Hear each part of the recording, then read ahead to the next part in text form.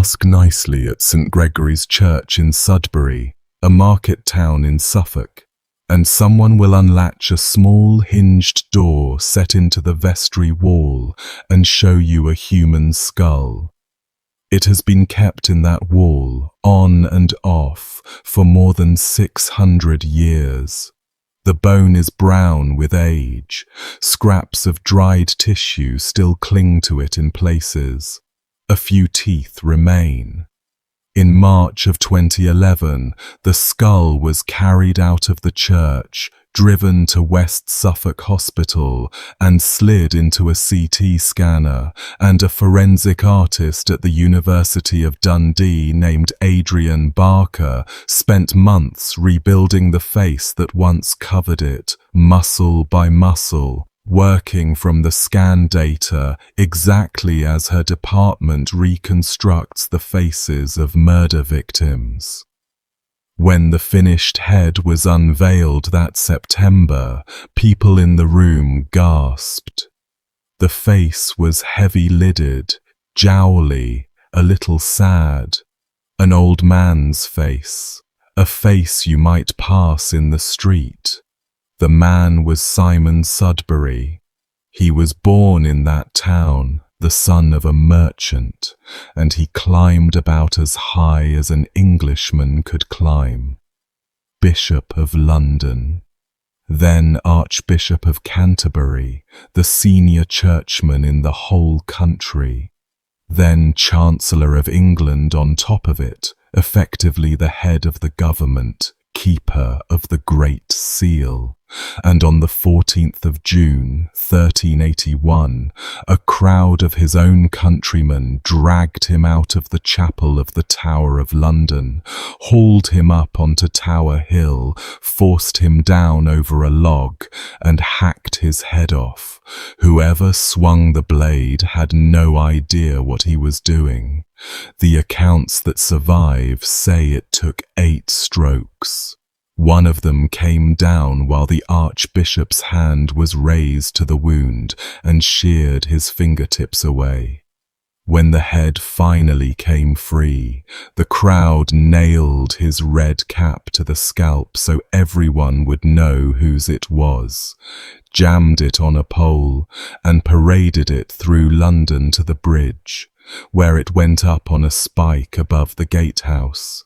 His body lay where it fell for the rest of the day. Nobody dared touch it. That is where the skull in the wall comes from.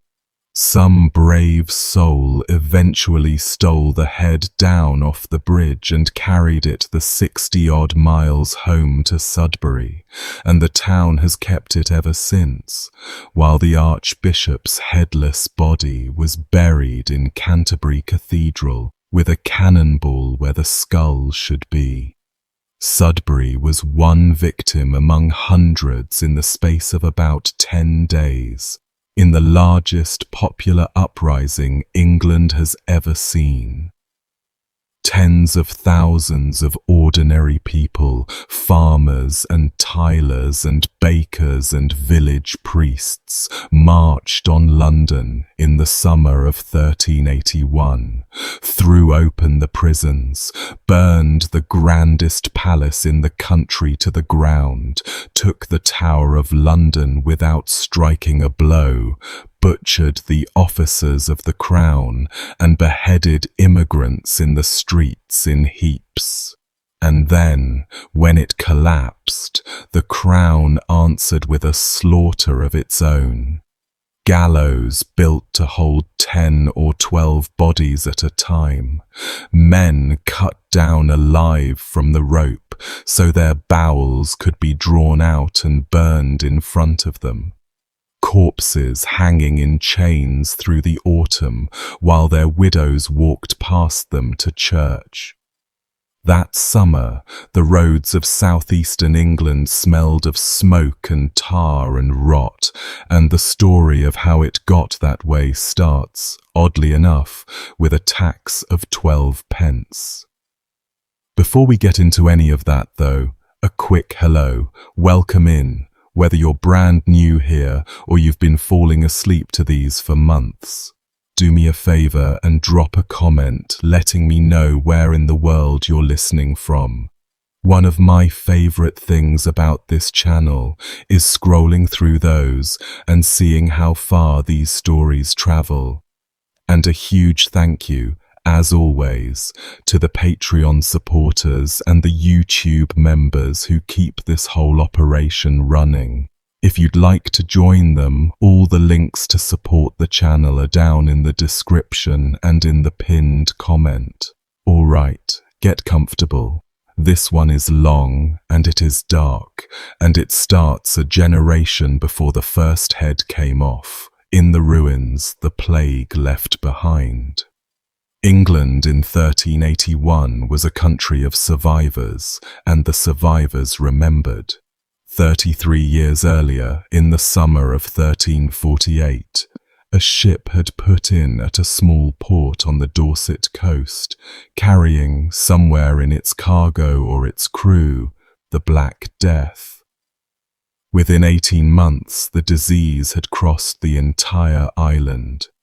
Nobody at the time could count the dead with any precision, and historians have been arguing about the figure ever since. But the range most of them settle on is somewhere between 1/3 and 1/2 of the whole population. Every other person, or close to it. A chronicler at Leicester Abbey named Henry Knighton wrote that many villages and hamlets simply emptied out, every house standing and every inhabitant dead, and that sheep and cattle wandered loose through the standing crops with no one left alive to drive them in. Whole parishes went silent.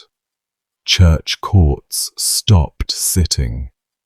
In some places, the living gave up on individual graves entirely and tipped the dead into trenches, layered like cargo. The people who came out the other side of that inherited a strange world. For centuries, England had run on the assumption that labour was cheap and land was scarce, and the plague inverted both of those overnight. Suddenly the fields were still there and the hands were gone. A man who could swing a scythe found, for the first time in his life or his father's life or his grandfather's, that he could name a price. Lords who had spent generations paying reapers a couple of pence a day now faced harvest fields rotting where they stood unless they paid double, and labourers began to walk. If your own lord wouldn't pay, the lord 2 villages over would, and no amount of custom or scowling could stop your feet.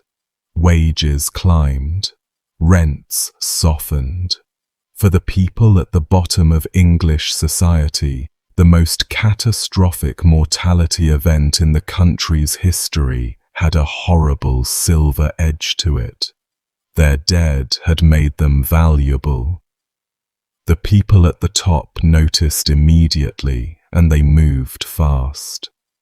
In 1349, while the plague was still actually burning through the country, the King's Council issued an ordinance freezing wages, and in 1351, Parliament hardened it into law as the Statute of Labourers. On parchment, the statute is a bland administrative document. In practice, it was an attempt to legislate the plague's consequences out of existence. Wages were pinned at the levels of 1346, the world before the sickness. Every able-bodied man and woman under 60 was required to work, required to accept the old rates, and forbidden to leave a master before their term was up. A reaper who took the higher pay a desperate farmer offered him was a criminal. A ploughman who walked to the next county chasing better terms could be jailed, and if he ran, branded on the forehead with an F for falsity.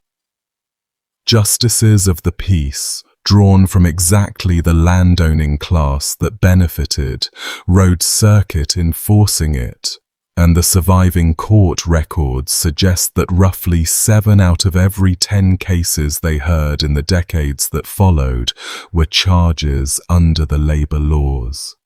On the ground, that meant one thing above all. For 30 years, the most common way an ordinary English villager encountered the king's justice was being prosecuted for the crime of asking to be paid what his work was worth. That grievance sat on top of a much older one. Villenage, day to day, worked like this. A huge share of England's rural population, the estimates run to 40% or more in some regions, were not free people. A villain, a serf, was bound to the manor he was born on. He could not leave it without his lord's license. He owed the lord labour, so many days a week ploughing and carting and reaping the Lord's own fields before he could touch his own, with extra boon works piled on at harvest exactly when his own crop needed him most.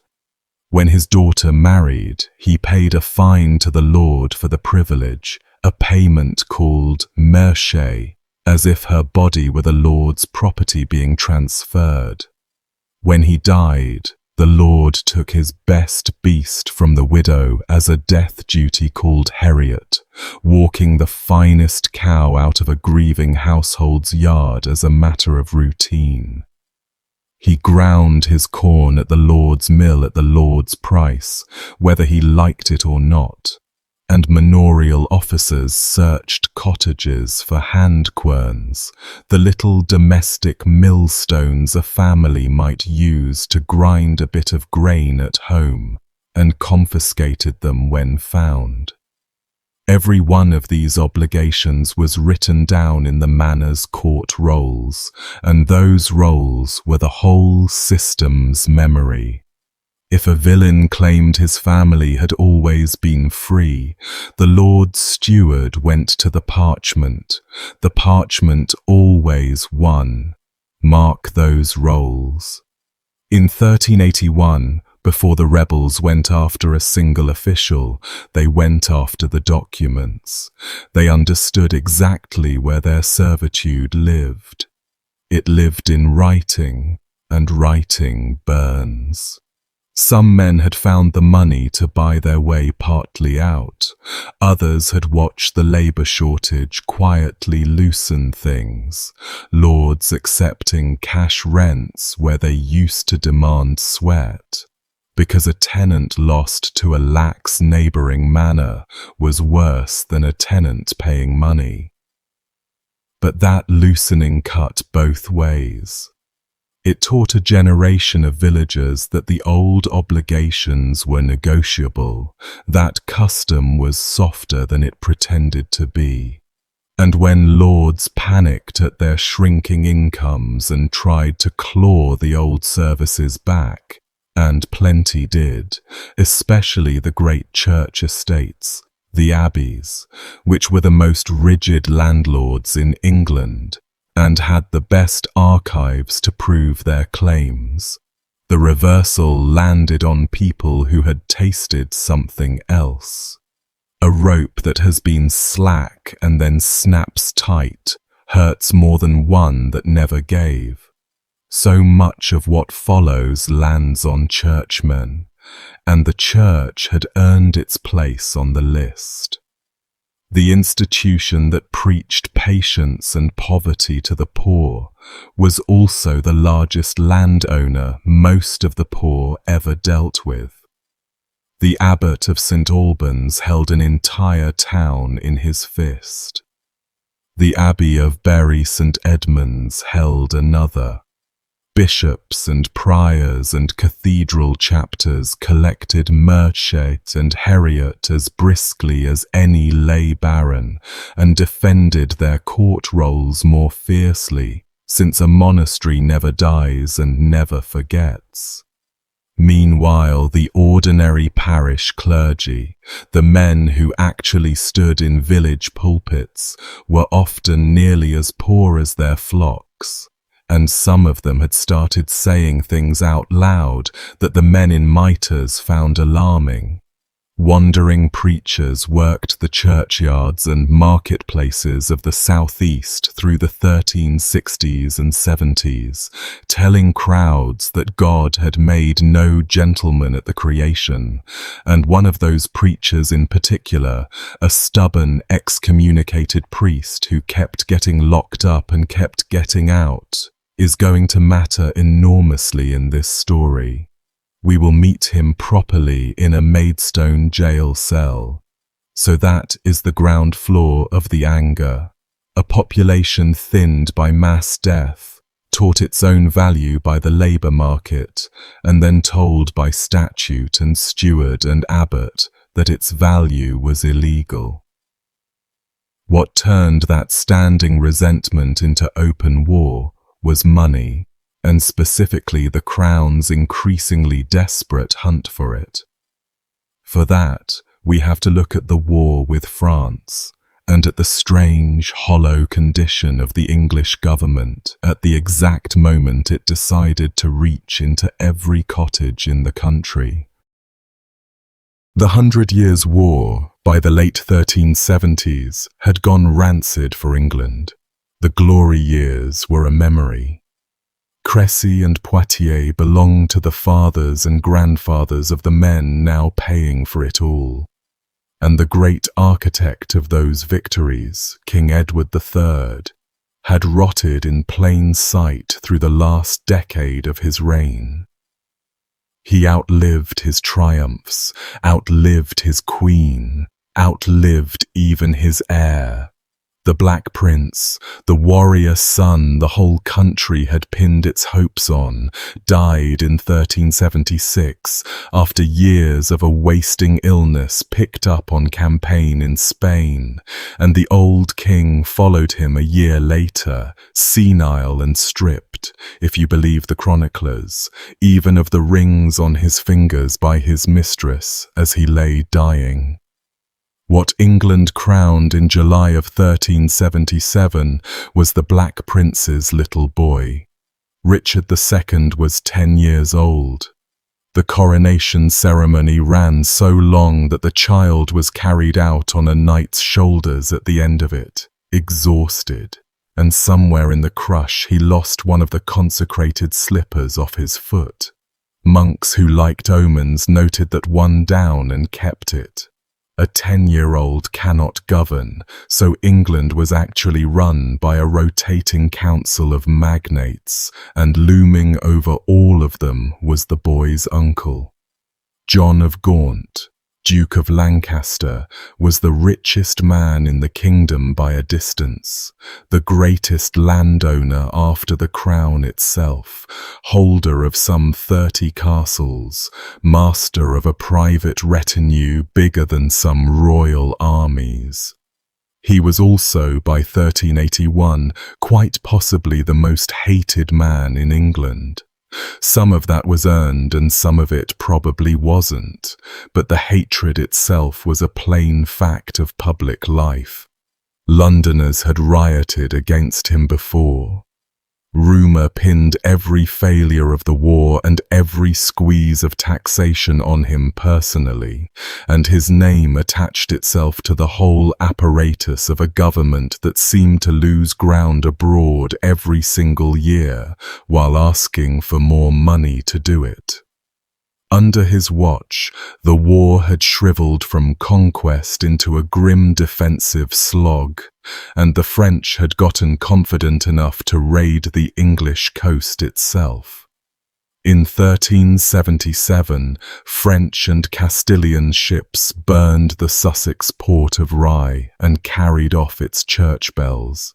Hastings burned. Gravesend, well up the Thames and frighteningly close to London, went up in flames in 1380. If you were a farmer or a fisherman in Kent, the county closest to France, the war was no longer something happening to other people across the water. You could stand on your own shoreline and watch the smoke. The men of Kent would say later, when they rose, that they would not march more than a day from the coast, since the enemy might land at any time. They meant it. The government taxing them into the dirt could not even keep their villages from being torched by foreign raiders, and everyone knew it. Wars run on silver, and the crown had burned through the ordinary ways of getting it.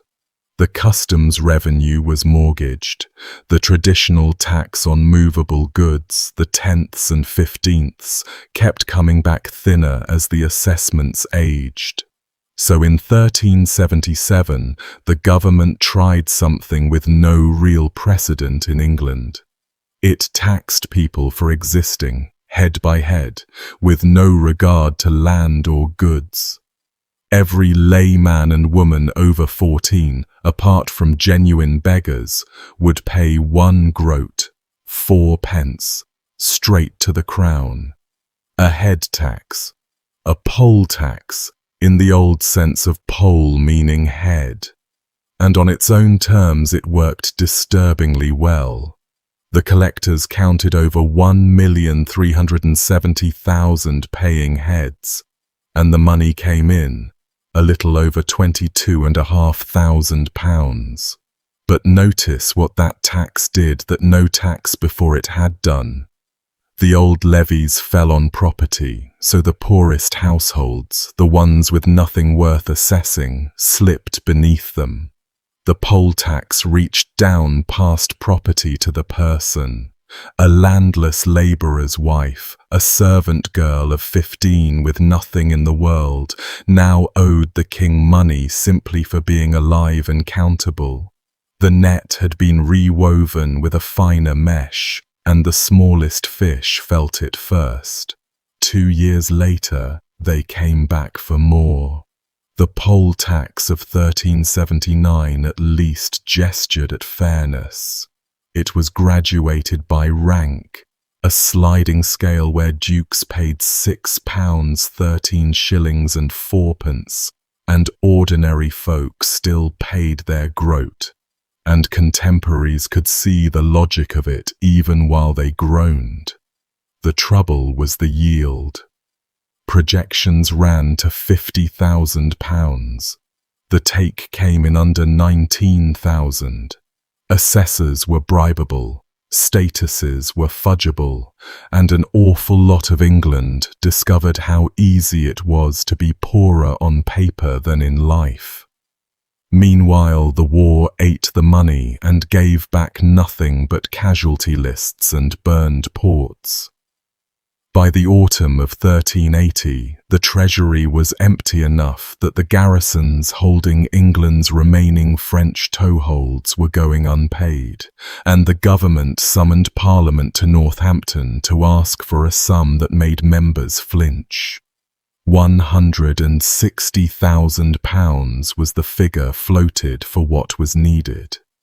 What came out of that session, granted in November 1380, was the third poll tax, and this was the one that lit the country on fire. 3 groats a head, 12 pence. 1 full shilling from every single layperson in England over the age of 15. And this time the graduation of 1379 was thrown out. On paper there was a fig leaf. Within each town or village, the wealthy were supposed to help carry the poor, with the richest man paying at most 20 shillings and no one paying less than a groat. In a town with a resident rich merchant, that clause meant something. In the thousands of villages where the richest man was a husbandman with 2 cows, it meant nothing at all. And the full shilling landed flat on everyone. 12 pence was several days' wages for a skilled man and close to a week's for a labourer.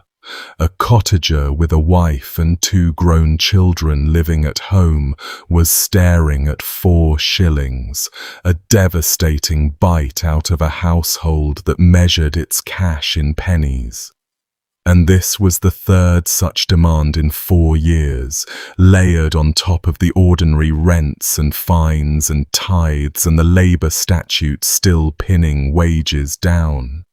People had watched the money of the first 2 taxes vanish into a war that produced burned English towns.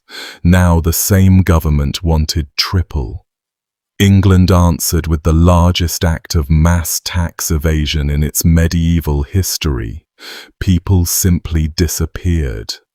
When the returns from 1381 were set against the count from 1377, roughly a third of the adult population of the country had evaporated. Kent's taxable population fell from over 56,000 to under 44,000. Somerset dropped from 54,000 to 30,000. Devon collapsed from 45,000 to 20. Cumberland lost more than half its people on paper. Some of that was genuine mortality and hard times, but nobody in the government believed a third of England had died quietly in 4 years, and they were right not to. What had actually happened is easy enough to reconstruct. Village assessors were local men counting their own neighbours, and when the collector came, daughters became children under 15. Servants went unmentioned, wives were widowed on parchment, grown sons were visiting elsewhere. Whole categories of people slid out of the record with the silent cooperation of everyone around them.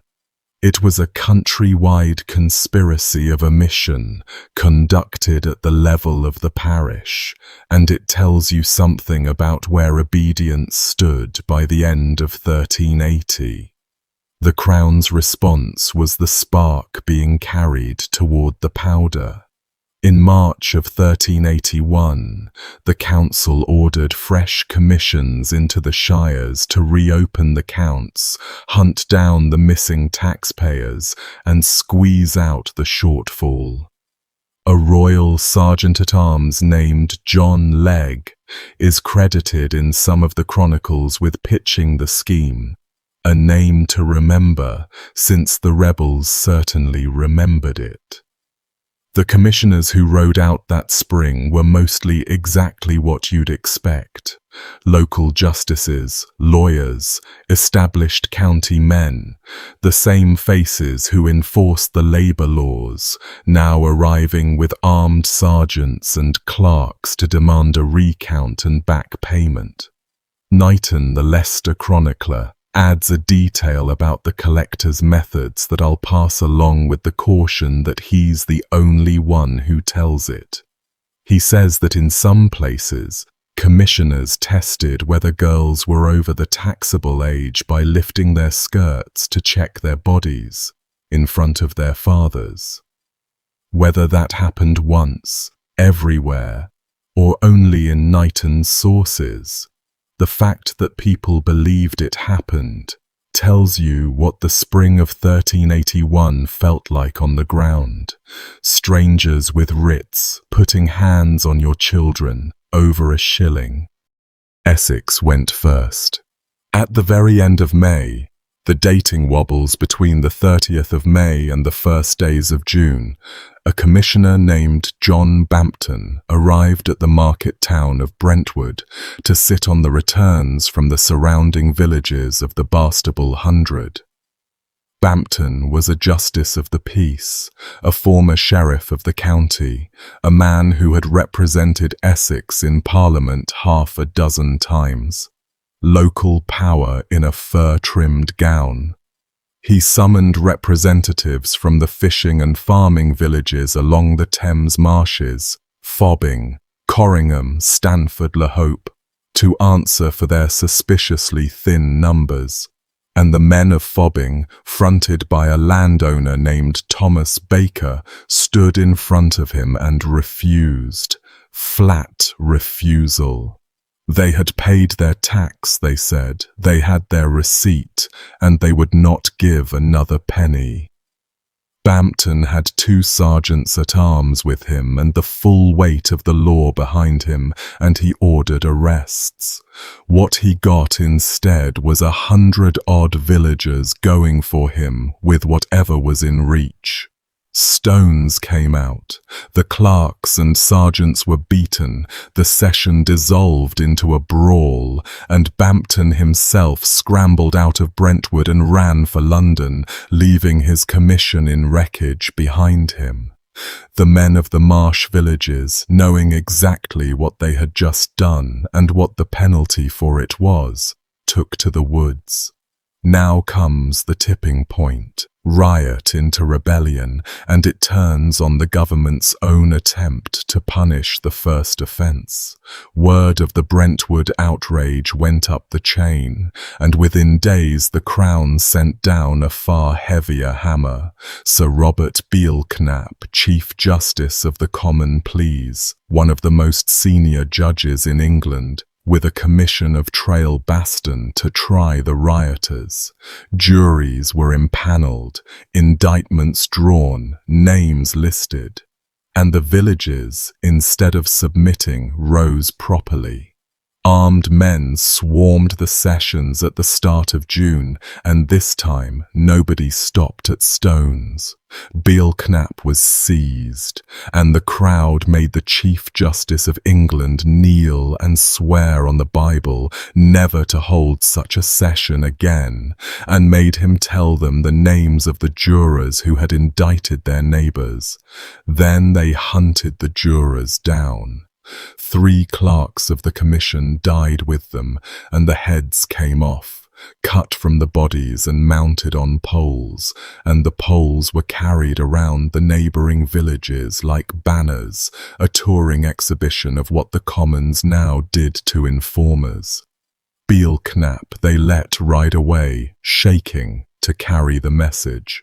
In the space of 1 week, the men of South Essex had gone from refusing a tax to beheading royal officers, and everyone involved understood that no pardon was coming for that. They had passed the point where surrender was survivable, and people with nothing to lose move fast. They also, it turns out, had been getting ready. This next part sits in the sources a little strangely, so I'll give it to you the way it comes down. The Essex jury indictments compiled afterward describe men from villages across the county binding themselves by oath, in the days around the Brentwood affair, to destroy various of the king's lieges and his laws, sworn confederacies, spreading from parish to parish within a radius of 20-odd miles, faster than horses seem able to account for. Riders went out with messages, and circulating through this network, then or soon after, were letters.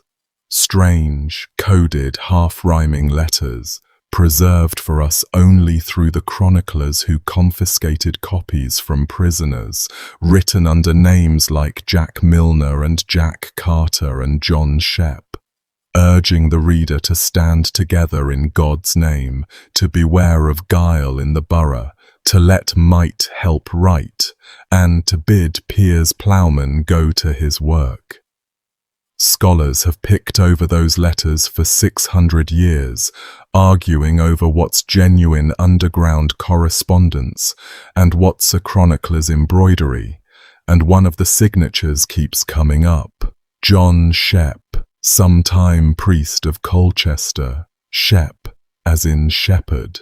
The excommunicated preacher I mentioned earlier had a flock after all, and the flock was armed now, and Essex was moving. Within days, the fire jumped the Thames. Kent caught within the week, and Kent brought something Essex didn't have, a tradition of itself. Kentish men would tell you, and had legal grounds to tell you, that villenage barely existed in their county, that Kentish men were born free by ancient custom. Which makes it interesting that Kent produced the angriest army of the whole rising. Freedom on parchment hadn't spared them the tax, or the labour statutes, or the corrupt local officials, or the French raids scorching their coastline while the government did nothing.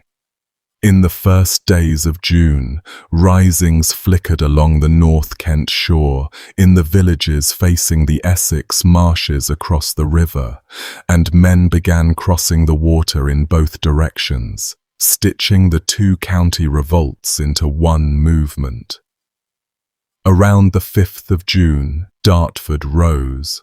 On the 6th, a crowd descended on Rochester, where the great square Norman keep by the Medway held prisoners the rebels wanted. Among them, the story goes, a runaway villain a local lord had clapped inside to reclaim him. Rochester Castle was one of the strongest fortresses in southern England. It surrendered in a day. The constable, Sir John Newton, seems to have looked at the size of the crowd and the mood of it, and opened the gates, and the rebels emptied the castle, took Newton himself along as a high-value hostage, and moved on up the Medway Valley. That surrender rewrote the movement's sense of itself. Stone castles were the physical grammar of who ruled whom, and one of the strongest of them had just folded to a crowd of farmers in a single afternoon. At Maidstone, on or about the 7th of June, two things happened that shaped everything after. The crowd acclaimed a captain, and the crowd opened a jail. The captain was a man called Wat Tyler. And I have to be honest with you about how little we know. Walter the Tyler, presumably a roofer by trade, from Maidstone or Colchester or Essex, depending on which source you follow. Some accounts give him a past as a soldier in France, and the way he handles an army over the next week makes that easy to believe. This many people moving this fast, fed, pointed at targets, mostly held back from indiscriminate plunder, suggests somebody near the top understood organization.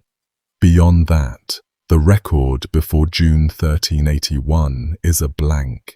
He walks out of total obscurity into command of the biggest armed crowd in English history, holds it for 9 days, and the men who wrote everything down hated him far too much to preserve anything real about who he'd been. One famous story, told long afterward, has the revolt beginning when a tax collector assaulted a Tyler's young daughter under his own roof, testing her age with his hands. And the Tyler came home to her screaming and beat the man's brains out with his roofing hammer on the spot, and the neighbours cheered him and the county rose around him. The tale appears in a London chronicle generations later, and historians tend to file it under legend, but I'll tell it once anyway, since it shows what people wanted the beginning to have been. A father, a violated child, a hammer.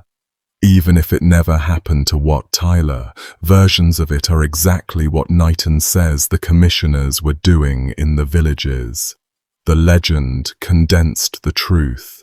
The jail at Maidstone belonged to the Archbishop of Canterbury, and inside it was the preacher. John Ball had been a thorn in the church's side for close to 20 years. A priest originally out of York, then based at Colchester in Essex, he had started saying in public that the whole structure of lords and bound men was a human invention with no warrant from God, and the institution had thrown everything short of execution at him, banned from preaching, excommunicated, cut off from the sacraments somewhere around 1366, arrested repeatedly through the 70s. None of it worked, since a man banned from pulpits can stand in a churchyard, and a man banned from churchyards can stand in the market, and Ball had spent 2 decades doing exactly that across Essex and Kent, preaching to whoever stopped, in English, in rhyme people could carry home. Sudbury, as Archbishop, had locked him up one more time in the spring of 1381, and one account has Ball telling his jailers, with the serenity of a man who had done this math before, that 20,000 friends would soon come to let him out. In the second week of June, they did. The Kentish host broke open the Archbishop's prison at Maidstone, and Ball stepped out, straight from a cell into the chaplaincy of a rebellion, and 2 decades of suppressed sermons had finally been handed an army for a congregation. We'll hear the great one at Blackheath shortly. First, Canterbury. On the 10th of June, the host reached the cathedral city, the seat of English Christianity, and walked in unopposed. The city was with them, or too frightened to argue, and the sources suggest a fair amount of the former. What happened inside the cathedral is one of the strangest scenes of the whole rising. High Mass was underway. The rebels came up the nave in arms, into the incense and the chanting, and interrupted the service with an announcement rather than slaughter. Nobody died in the cathedral. They told the assembled monks to prepare to elect a new archbishop, since the current one was a traitor and a dead man. Just that, delivered as fact, days before anyone laid a hand on him. Simon Sudbury was 70 miles away in London, and already, in the minds of these men kneeling height from the shrine of Thomas Becket, a corpse with paperwork outstanding. Elsewhere in the city, the visit went the way these visits went. The castle yielded, the Sheriff of Kent was hunted down, and his records hauled into the street and burned, the jail opened, and the houses of men the crowd deemed traitors were pulled apart. 3 heads came off in Canterbury, townsmen with the wrong enemies, denounced and dispatched. The rebels rounded up a few dozen unwilling notables to march with them as hostage recruits, and then, barely pausing, the whole mass turned northwest and started up the old Roman road toward London, gathering villages as it went the way floodwater gathers ditches. The speed of what happened next still startles military historians. Canterbury sits about 60 miles from London. The Kentish host, tens of thousands strong on foot, covered it in roughly 2 days, arriving on the high open ground of Blackheath, overlooking the city from the southeast, by the 12th of June. Medieval armies with wagon trains and paid soldiers managed maybe half that pace on a good week.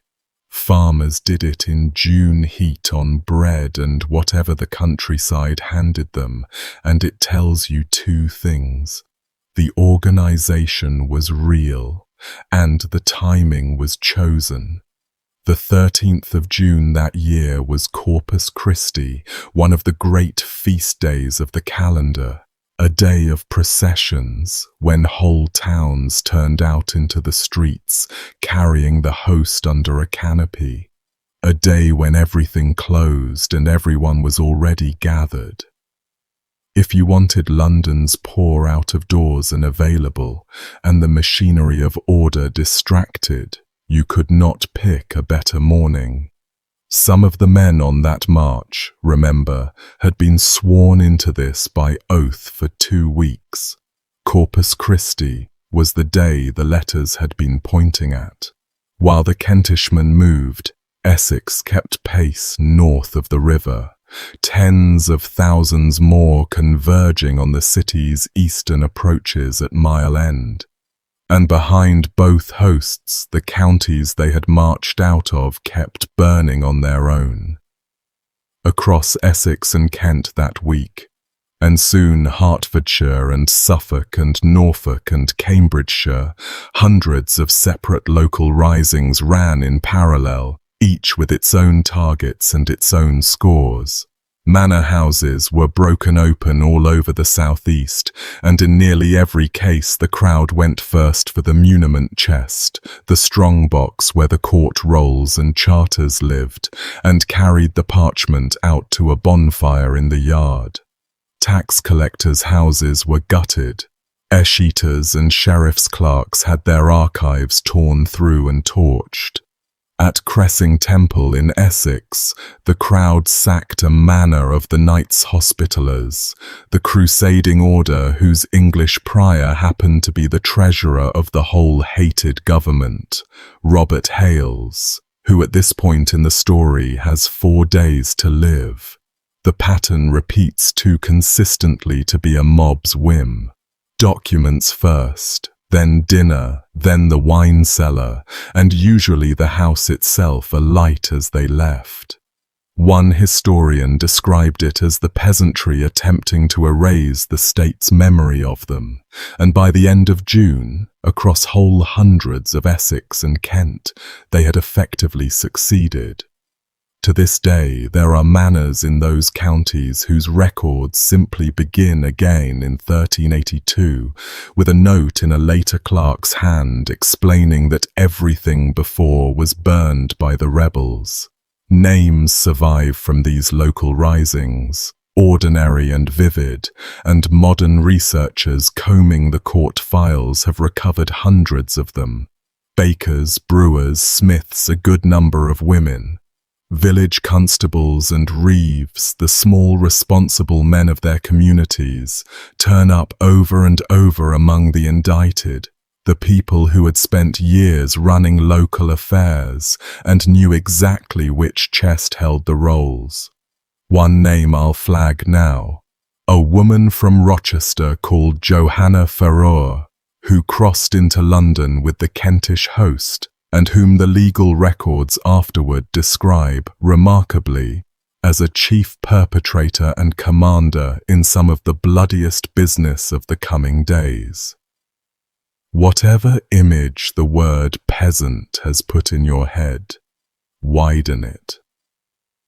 This was the settled, respectable, middling countryside in arms, marching under a slogan of ferocious loyalty for King Richard and the true commons. They did not think they were rebelling against the king. They thought they were coming to rescue a captive boy from the traitors around him, and they had a list of the traitors, and the list had names on it.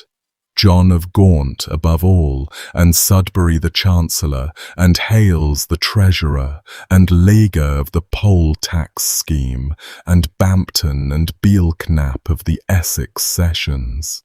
The men on the list were, at that moment, mostly gathered inside one building, the Tower of London, with the 14-year-old king among them, listening to reports come in and realizing, hour by hour, that between the crowd and the walls, almost nothing reliable was left.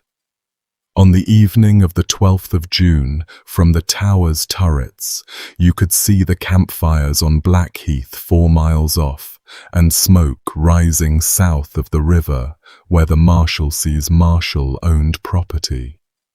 That night, the government tried its first and only real diplomatic idea.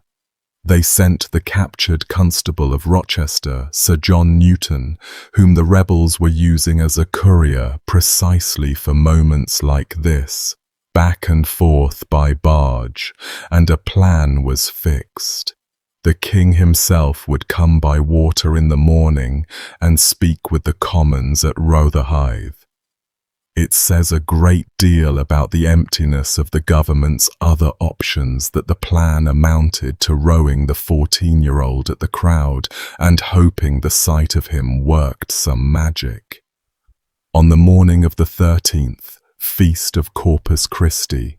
The royal barge pushed off from the tower with the boy aboard, along with Sudbury, Hales, and a cluster of earls, and made its way down river toward the waiting multitude. What the men aboard saw as they came around the bend was tens of thousands of people massed at the shore, banners up, and what they heard, according to the fullest account, was a roar with no words in it. The chronicler reached for the sounds of hell to describe it. The earls looked at the reception, decided the risk of landing the king was insane, and held the barge off the bank while shouted negotiation was attempted over the water. The commons sent their terms across. They wanted the heads of the traitors, and the list was recited to the king's face, his own chancellor and treasurer standing beside him as their names were called. No landing, came the answer from the barge, at which the crowd's roar turned to fury, and the rowers pulled for the tower, and the last chance of stopping what came next receded with them upstream. The commons on the bank watched the boat get smaller. Then they turned, all of them, and started for London Bridge. Before we follow them onto the bridge, the sermon. At some point during the encampment on Blackheath, the sources place it around that morning, with the whole host gathered on the open heath. John Ball climbed up where the crowd could see him and preached on a text of his own making, an English couplet every soul in front of him already knew, since he'd been seeding it in marketplaces for 20 years. When Adam delved and Eve span, who was then the gentleman? Adam digging, Eve spinning, and nowhere in Eden a lord. From that seed, in the version the chroniclers preserved, he unfolded the whole argument, that all were created alike by nature, that servitude had been imposed by the unjust dealings of wicked men against the will of God. Since if God had wanted bondmen, he would have appointed at the creation who should be bond and who free, and that the time had now come, appointed by God himself, when the commons might cast off the yoke they had carried so long. The hostile chroniclers add darker lines. Walsingham has him telling the crowd that the great lords, the judges, and the lawyers must be killed as tares are pulled from wheat, so that the field can bear cleanly. How much of that is Ball, and how much is a monk writing what a demagogue ought to have said? You can weigh for yourself. And I'd only point out that the crowd's actual behaviour over the following days matched the sermon's darker version pretty closely. Either the preacher told them, or they didn't need telling. Tens of thousands of voices answered him on the heath, the accounts say, promising to make him Archbishop and Chancellor of the England they were about to build. The current holder of both titles had 4 days. Getting into London should have been the hard part, and it took no effort at all. London Bridge was the only road crossing of the Thames, a fortified street on stone piers with a drawbridge and a gatehouse, entirely defensible by a modest, determined force. The city government ordered it held. What actually happened on the 13th is that the drawbridge came down and the gates swung open and the Kentish army walked dry-shod into the richest city in the kingdom. Afterward, when it was safe to hold trials, blame settled on an alderman named Walter Sibyl, accused of refusing to man the bridge and waving the rebels through, and on colleagues of his at the other gates, and the trials went nowhere, and the fog around the whole question never lifted. The simpler truth underneath the finger-pointing is that London wanted the gates open. Thousands of the city's own poor, apprentices squeezed by their guilds, journeymen locked out of mastership, labourers under the same statute as the countryside, plus every Londoner who hated John of Gaunt, and that was most of them, poured into the streets to join the incomers. At the eastern gate, Aldgate, the story repeated with the Essex host, let in, an indictment later claimed, by an alderman named William Tong. One domestic detail I can't resist.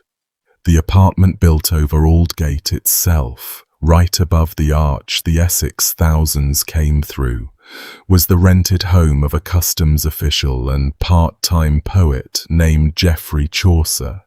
Whether he was in residence that week, nobody knows.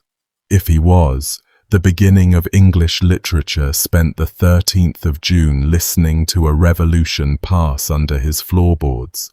He almost never wrote about it. One line years later, and we'll get to that line since it touches the worst thing that happened all week. South of the river, before the bridge even opened, Southwark had already been dealt with. The borough at the bridge's southern foot was London's sink. The prisons, the brothels, the trades too foul for the city proper, and the rebels went straight at the jails. The Marshalsea prison was torn open and its inmates folded into the army, and the crowd went looking for its marshal, a man named Richard Imworth, remembered by one chronicler as a tormentor without pity, a jailer who ran the place as an extortion racket, squeezing prisoners' families for every comfort including mercy. Imworth slipped away across the river, and we will catch up with him, badly, in 2 days. The King's Bench prison went the same way as the Marshalsea. The brothels on the bank, owned, in one of those details you double-check and it holds, by the Bishop of Winchester as landlord, were emptied and some put to the torch. Then, with the bridge open, the flood came through into the city itself, and Corpus Christi Day dissolved into something no procession had planned. The Fleet Prison opened. Newgate, the worst hole in England, opened, its debtors and felons alike spilling out to swell the crowds. Westminster's jail opened. Every one of those releases was doctrine as much as mercy. The Commons were dismantling the law's teeth, and every freed prisoner was another pair of hands with no way back. Across the water at Lambeth, the Archbishop's palace got the treatment his Maidstone jail had promised. Sudbury wasn't there.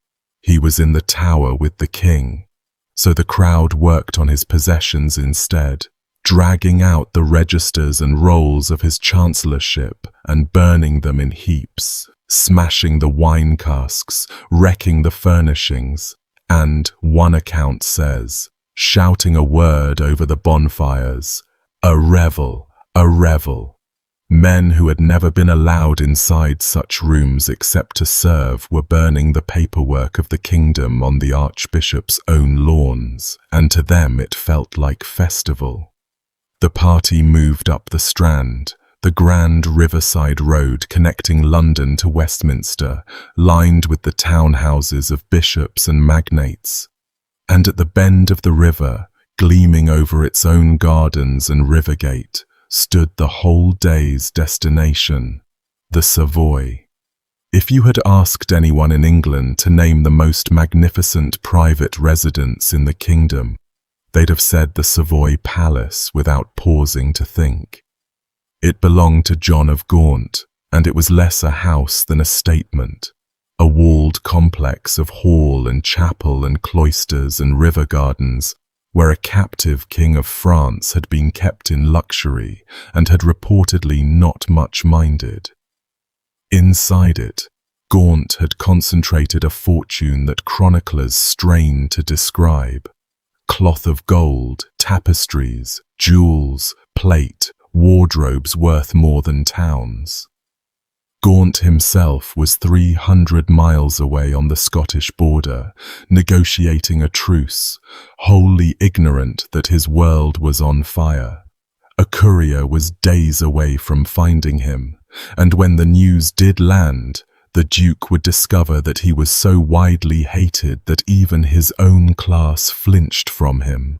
Castles of the north shut their gates to his Duchess as she fled, unwilling to be caught sheltering Lancaster property, and Gaunt ended up riding across the border to take refuge with the Scots he'd been sent to make peace with. The rebels in London that afternoon settled for the building, and the way they destroyed it is one of the most revealing scenes of the entire rising. Orders went through the crowd before the work began, and multiple sources agree on this. Nothing was to be stolen. They were lovers of truth and justice. The proclamation ran, and no man among them was a thief. What could burn would burn. What couldn't burn would be broken or drowned. And that's what happened. The tapestries and the cloth of gold went onto bonfires. The plate and jewelry were carried out, and men stood over them with hammers, beating gold and silver vessels flat and pounding gemstones to grit, then shoveling the fragments into the Thames. One of the Duke's padded ceremonial jackets was stuck up on a lance for the crowd to use as an archery target, and when the arrows had had their fill, it was taken down and hacked apart with axes and swords, a stand-in execution for the man who wasn't home. This was a demonstration, staged for the whole kingdom to hear about. The Duke's fortune leaving the world untouched by any hand that could be called a thief's. And the rule against theft had teeth. One man was caught tucking a silver goblet into his shirt, and his own comrades threw him into the fire, goblet and all. Another version has the looter and his prize drowned in the river. Either way, the discipline was written in one of their own bodies, and nobody pocketed anything after that. The end of the Savoy came from below, and it came slowly for some of the men inside. The crowd had rolled barrels out of the cellars and pitched them onto the great fire in the hall, taking them for treasure casks. They were gunpowder.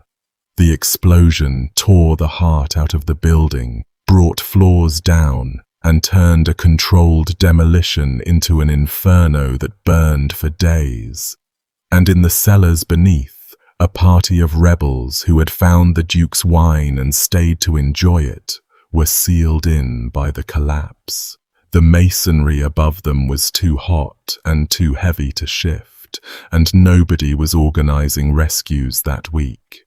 The account that preserves this says the trapped men could be heard crying out beneath the ruins for 7 days, and then couldn't. 32 of them, by the count that survives, dying in the dark by inches under the wreck of the palace, with wine to drink and no water, while the city above them went about its revolution. When I said this story doesn't spare anyone, I meant from the first day. One person did leave the Savoy richer, and the court records that name her are among the strangest documents of the whole revolt.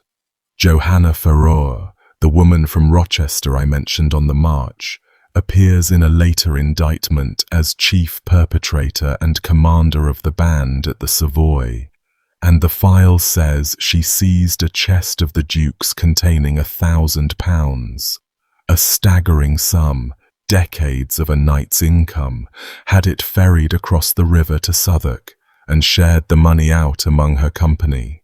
So much for nobody stealing, you might say, though her people could have answered that a war chest for the commons was hardly the same thing as a goblet in a shirt. The same woman's name will come up attached to far bloodier work tomorrow. The records call her, in effect, a commander of the rising, and then, infuriatingly, fall silent about what became of her. No conviction survives. She surfaces, burns a palace, helps kill the 2 most senior officials in England, and vanishes back out of history. The Savoy was the afternoon's centerpiece, but the day's program ran long. Up Fleet Street, the crowd turned into the Temple, the compound of the lawyers, and as property, another holding of Robert Hales's Knights Hospitallers, so it qualified twice over. The treatment was becoming standardized, the tenements were pulled down, and the muniments, the deeds and charters and rolls stored there in chests, were carried out into the high road and burned in the open so nothing could be raked back from the ashes. Knighton says they axed open every chest in the church itself to get at the records, and with the buildings dealt with, the crowd turned to the profession. Lawyers, attorneys, the clerks of the courts, men whose whole trade was the parchment that bound the commons, were hunted through the city that day and the next. An old legal apprentice's memory, jotted in a law text years later, recalled it simply enough. It was death to be discovered with an inkwell at your belt. One of the biggest legal fish in London, a notoriously grasping official named Roger Leggett, was found hiding in sanctuary at the Church of St. Martin-le-Grand, ripped away from the very altar, dragged up Cheapside to the Standard and beheaded in the street. Sanctuary, the oldest protection the church offered, the rule that had held even for murderers, broken like a cobweb. And not for the last time this week. North of the city, the Hospitallers' Great Priory at Clerkenwell, the Order's English headquarters, was set alight so thoroughly that one account has it burning for 7 days, and the Order's manor at Highbury, freshly rebuilt at vast expense, was levelled the following day by a detachment that seems to have included Essex men under a captain we'll meet properly at the very end of the story.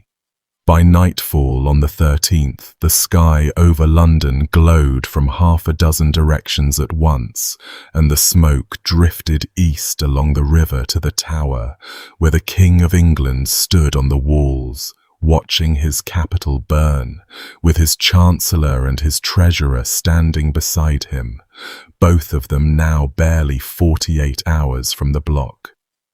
Inside the Tower that night, the government of England argued about how to die least badly. The numbers on paper should have been comforting. The fortress held, by Walsingham's count, 600 men-at-arms and 600 archers, professional soldiers behind the strongest walls in the country, with the armoury of the kingdom at their backs. Against them, a crowd, enormous, but a crowd, unarmoured, untrained, drunk on wine and success, camped in the open on Tower Hill and St. Catherine's, so close to the walls that the men on the ramparts could hear individual voices all night, yelling up at the windows that the traitors inside would be found. The Mayor of London, a hard-edged fishmonger named William Walworth, argued for exactly what you'd expect a hard-edged man to argue, a night sortie, cutting into the sleeping, wine-soaked camp with professional soldiers and ending this with a massacre while the crowd's guard was down. The Earl of Salisbury, an old soldier of the French wars, talked the council out of it, on the grounds that if the attack faltered even slightly, London itself would turn on them wholesale, and no one inside the walls would live to regret the decision. The counter-argument that carried the room came down to a calculation nobody wanted to say aloud. Half the city was already with the rebels, and soldiers who fail to terrify a crowd get eaten by it. So the government chose the other road, concede everything and get the mass of them out of London by giving them what they asked and settle accounts later when they'd scattered. A proclamation went out that the king would meet the commons the next morning in the fields at Mile End, east of the walls, and hear all their demands. Whether Mile End was statecraft or bait depends on where you were standing, and honestly, it worked as both. On the morning of Saturday the 14th of June, Richard rode out through streets still smoking, a 14-year-old in front, with Walworth and a thin escort of nobles around him, and, for part of the way, his mother. Joan of Kent needs an introduction since the rebels are about to give her a morning she never forgot. The fair maid of Kent, they'd called her in her youth. By reputation the most beautiful woman in England a generation back, with a scandalous marital history involving 2 simultaneous husbands and a papal ruling, who had ended as the wife of the Black Prince and mother of the king. She was in her mid-50s now, travelling in a covered carriage, and somewhere in these 2 days, the sources scatter the episode between the road and what came after at the Tower, the crowd got at her. Rough hands on the woman closest to the throne. What the accounts describe are demands for kisses from her, laughter, men crowding the fair maid of Kent close enough that she fainted among them, and her attendants dragging her clear and rushing her to safety at a royal wardrobe building near St. Paul's. Nobody harmed her beyond that, and the sources present the scene as mockery rather than attempted worse. But the image stands. The king's mother, unconscious with fear in a mob's hands, carried off like salvage. That was the mood of the city Richard rode through to go negotiate. At Mile End, the young king faced the Essex host, tens of thousands in the open fields, and gave them essentially everything. Serfdom would be abolished, wholly and forever. Land would be rented at 4p an acre. Trade would be free. All who had risen would be pardoned. Clerks were set to work on the spot, 30 of them by one count, drafting charters of freedom and pardon county by county, sealed and handed to village delegations like communion. Take the scene generously, and it's a boy genuinely moved, promising a liberation he may at that moment have meant. The government behind him certainly regarded every word as recoverable. Many of the Essex men took their parchments and started for home that same day. Mission accomplished, kingdom remade, and what those men carried home so joyfully will be waved uselessly at the swords that come for them in a wheat field in about 2 weeks. And one more thing happened at Mile End, easy to miss in the pageantry. When Richard offered pardon, the crowd's spokesman also demanded the traitors. The king answered carefully that all who could be proven traitors by process of law would be punished. The commons out at Mile End heard that as a yes, and 4 miles west, the men still surrounding the Tower of London didn't bother waiting for process. Nothing in English history, before or since, quite matches what the Tower saw on the 14th of June. The fortress that had never fallen, that would never fall to any enemy in 9 centuries, was entered that morning by a party of rebels the sources number at around 400, and they walked in. The drawbridge was down, the gates open, the garrison passive. Why is a genuine puzzle that people were already chewing on that same summer. Perhaps the gates stood open for the king's own party and traffic, and could not be shut in time against men mingled with the crowds. Perhaps orders were unclear, or morale had rotted, or the soldiers looked at the sea of people around the walls and made a private judgment about the future.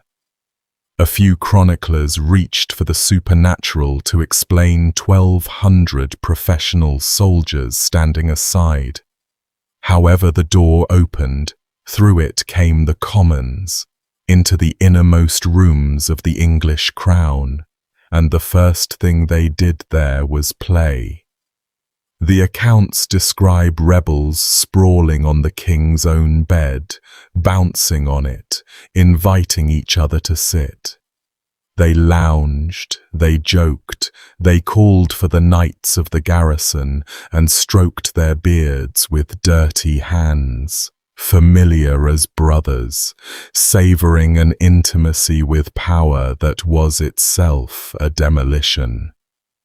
The chroniclers write these scenes with more horror than the killings, and you can see why from their chairs.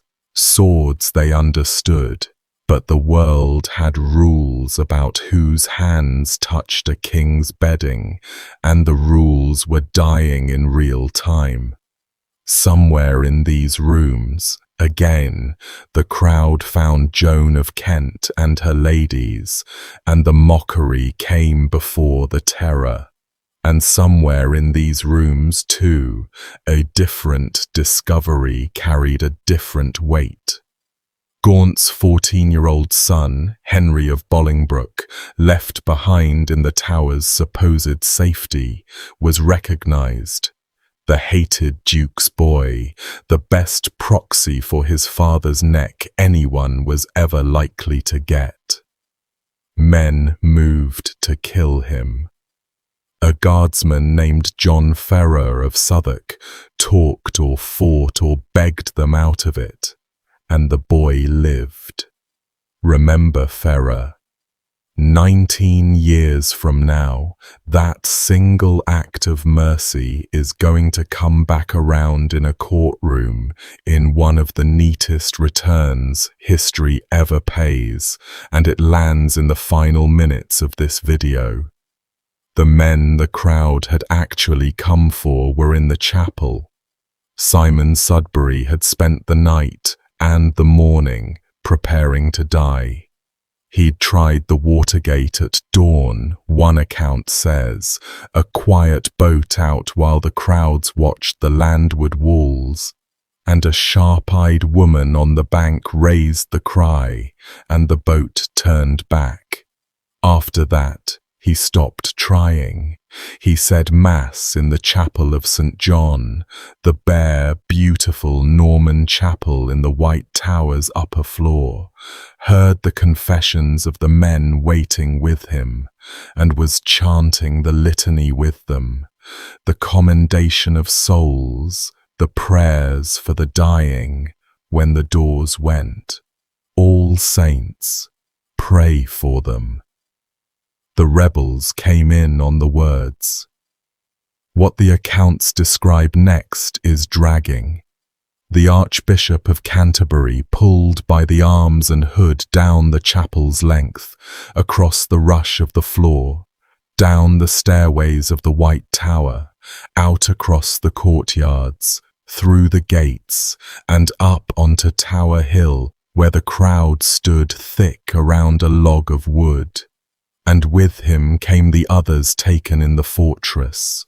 Robert Hales, Treasurer of England, Prior of the Hospitallers, the man whose priories had been burning for a day already. Brother William Appleton, a Franciscan friar, John of Gaunt's personal physician, guilty of medicine for the wrong patient, and John Legge, the sergeant credited with fathering the poll tax commissions.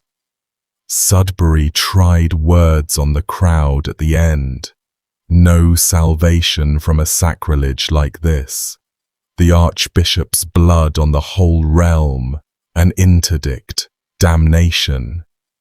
And the crowd roared over him, and someone reportedly answered that they feared no interdict from a traitor. He was pushed down over the log. The man with the sword was, on the evidence of what followed, no headsman.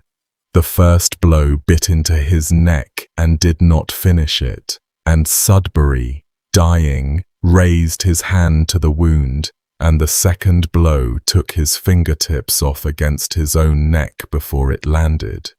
The accounts count 8 strokes in all. 8. The crowd stood close enough to be spattered, and stayed. and watched every one. And when the head at last came away, they had their trophy nailed, the red cap fixed through the scalp so all London would know the Archbishop. And up it went on a pole. Hales went next over the same log, wet now. Then the friar, then Legger, 4 heads on 4 poles, and the procession formed up and carried them swaying through the city, a mock ceremony on the feast weekend, out to London Bridge, where the spikes above the gatehouse were cleared of their stale traitors' heads to make room for fresh government. The bridge itself is about to become the story's mantelpiece. Medieval London Bridge was a street in the air. Houses and shops crowded along both edges of the span, a chapel mid-river, and at the Southwark end a great stone gatehouse where, by grim custom, the heads of executed traitors were displayed on poles as a civics lesson to everyone entering the city. The heads were parboiled and dipped in tar to make them last, and visitors to London wrote home about the display for centuries. At busy times, 30 or more crowned the gate. Sudbury's head went up there on the 14th of June, the highest-ranking head the bridge would ever carry, the primate of all England. Tar-black cap nailed on, facing into the wind off the estuary, with his fingertip-shorn hand buried somewhere back on Tower Hill in a heap with his body, which lay out in the open, remember, until nightfall, because in all London that day no one could be found brave enough to bury the Archbishop of Canterbury. 6 days later, when it was all over, his head would be quietly taken down for the journey home to Suffolk, and the vestry wall was waiting. His body eventually went into Canterbury Cathedral with its cannonball for a skull, and the tomb and the head have spent 600 years 60 miles apart. And the church he was murdered serving has never officially made him a martyr. And in Sudbury, once a year on the anniversary, they still say a mass for him within sight of the little door. By the evening of the 14th, then, count the state of England, the Chancellor beheaded, the Treasurer beheaded, the Chief Justice of the Common Pleas, sworn on his knees never to judge again. The senior Duke fled over the Scottish border. The capital held by armed farmers. Its prisons empty. Its grandest palace a smoking pit with men still alive under it. The King, a 14-year-old sheltering in a wardrobe depot near St. Paul's with his half-fainting mother, his government reduced to a fishmonger mayor and a handful of frightened earls. And in the streets between all these points, on this same Friday and Saturday, the crowds had opened one more front, and it is the ugliest thing in this whole ugly story. The lists of the dead from these 2 days are not made up mainly of ministers and lawyers. They are made up of weavers. It is time to talk about what London did to the Flemings. Flemings had been part of London's landscape for a generation. Weavers mostly, from the great cloth cities of Flanders, invited into England decades earlier under royal policy to teach the natives the finer branches of the trade, and settled thickest in 2 places, Southwark and the riverside ward called the Vintry, the wine merchants' quarter, a warren of quays and counting houses west of the bridge. They had never been loved. English weavers accused them of taking work, undercutting wages, hiding behind their own guild arrangements and royal protections. There had been ugly incidents for years, petitions, brawls, the standing grudge of any native workforce against a favoured immigrant one. In June of 1381, with the law's throat cut and every score in the city suddenly collectible, the grudge came due, and what happened to the Flemings of London over those 2 days has a strong claim to being the single worst massacre in the city's recorded history. The killing ran alongside everything else, while the Savoy burned, while the Tower fell, as its own parallel hunt. Bands moved through Southwark and along the riverside wards with a single question, and the question is the detail everyone who learns this story carries away from it. Suspects were made to speak, say bread and cheese. An Englishman said it and walked on. A Fleming's tongue betrayed him, Brot and Cass, or near it, the accent unmistakable no matter how long he'd lived by the Thames. And the men holding him took his head off in the street, on the spot, and moved to the next door.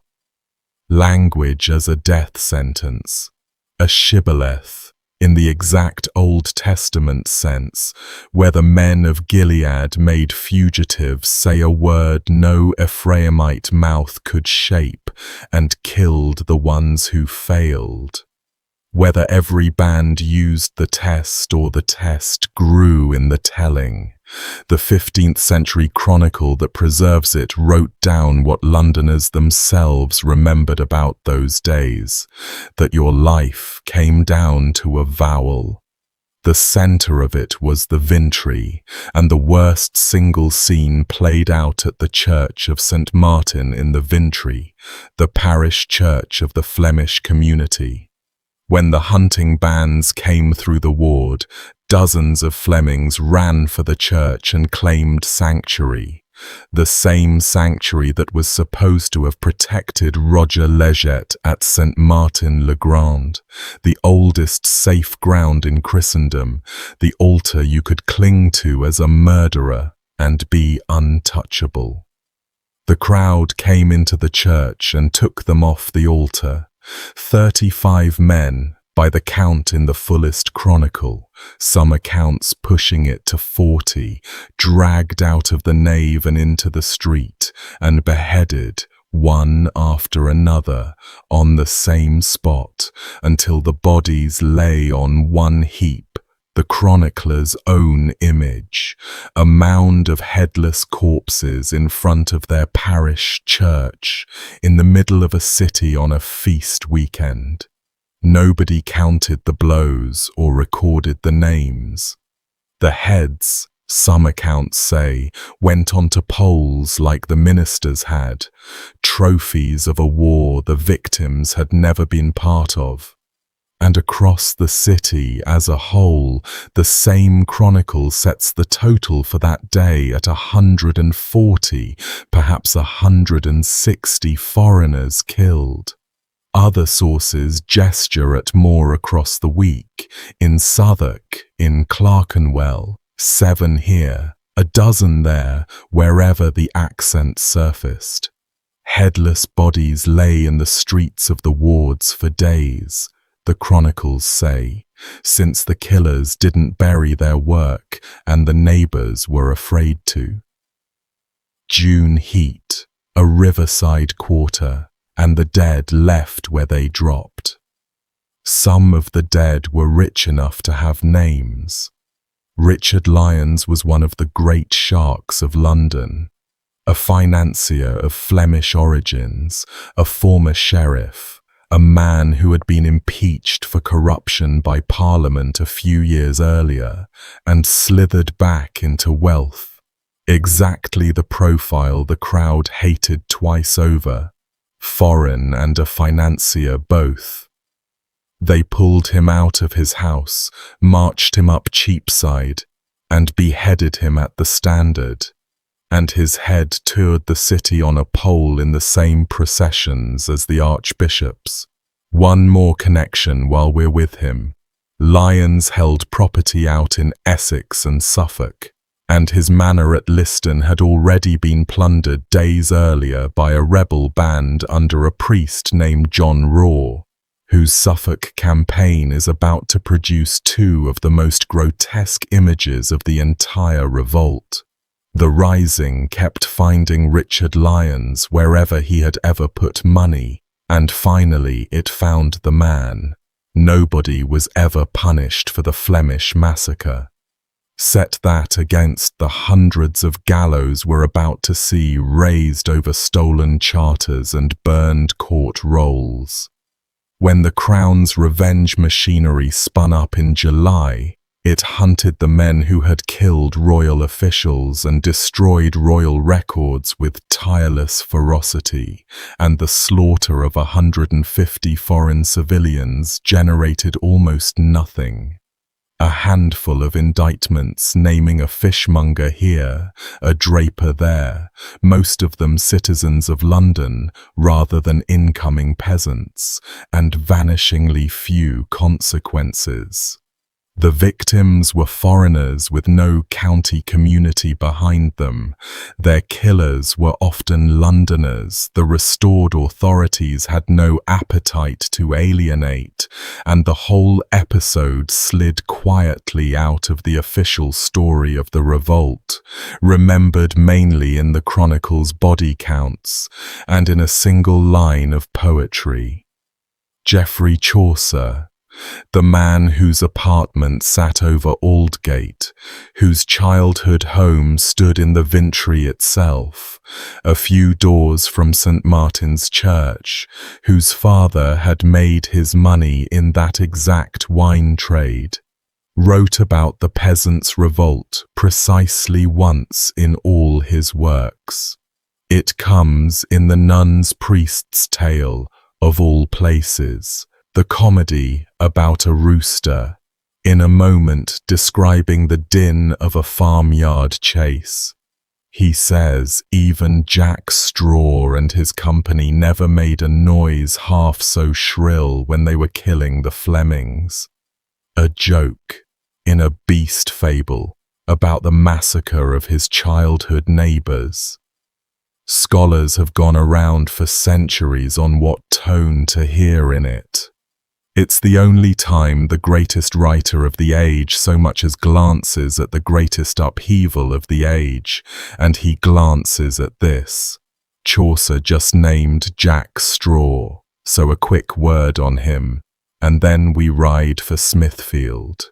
Straw appears in the chronicles as a captain of the Rising, particularly of Essex men, and in Walsingham he gets a starring role, a captured confession delivered supposedly on the scaffold, in which Straw lays out the movement's secret master plan: kill the king's ministers, then the lords, then the churchmen, ultimately the king himself, burn London, and remake the realm under captains of the commons. It sounds, and generations of historians have said so, suspiciously like a churchman's nightmare dictated to a corpse.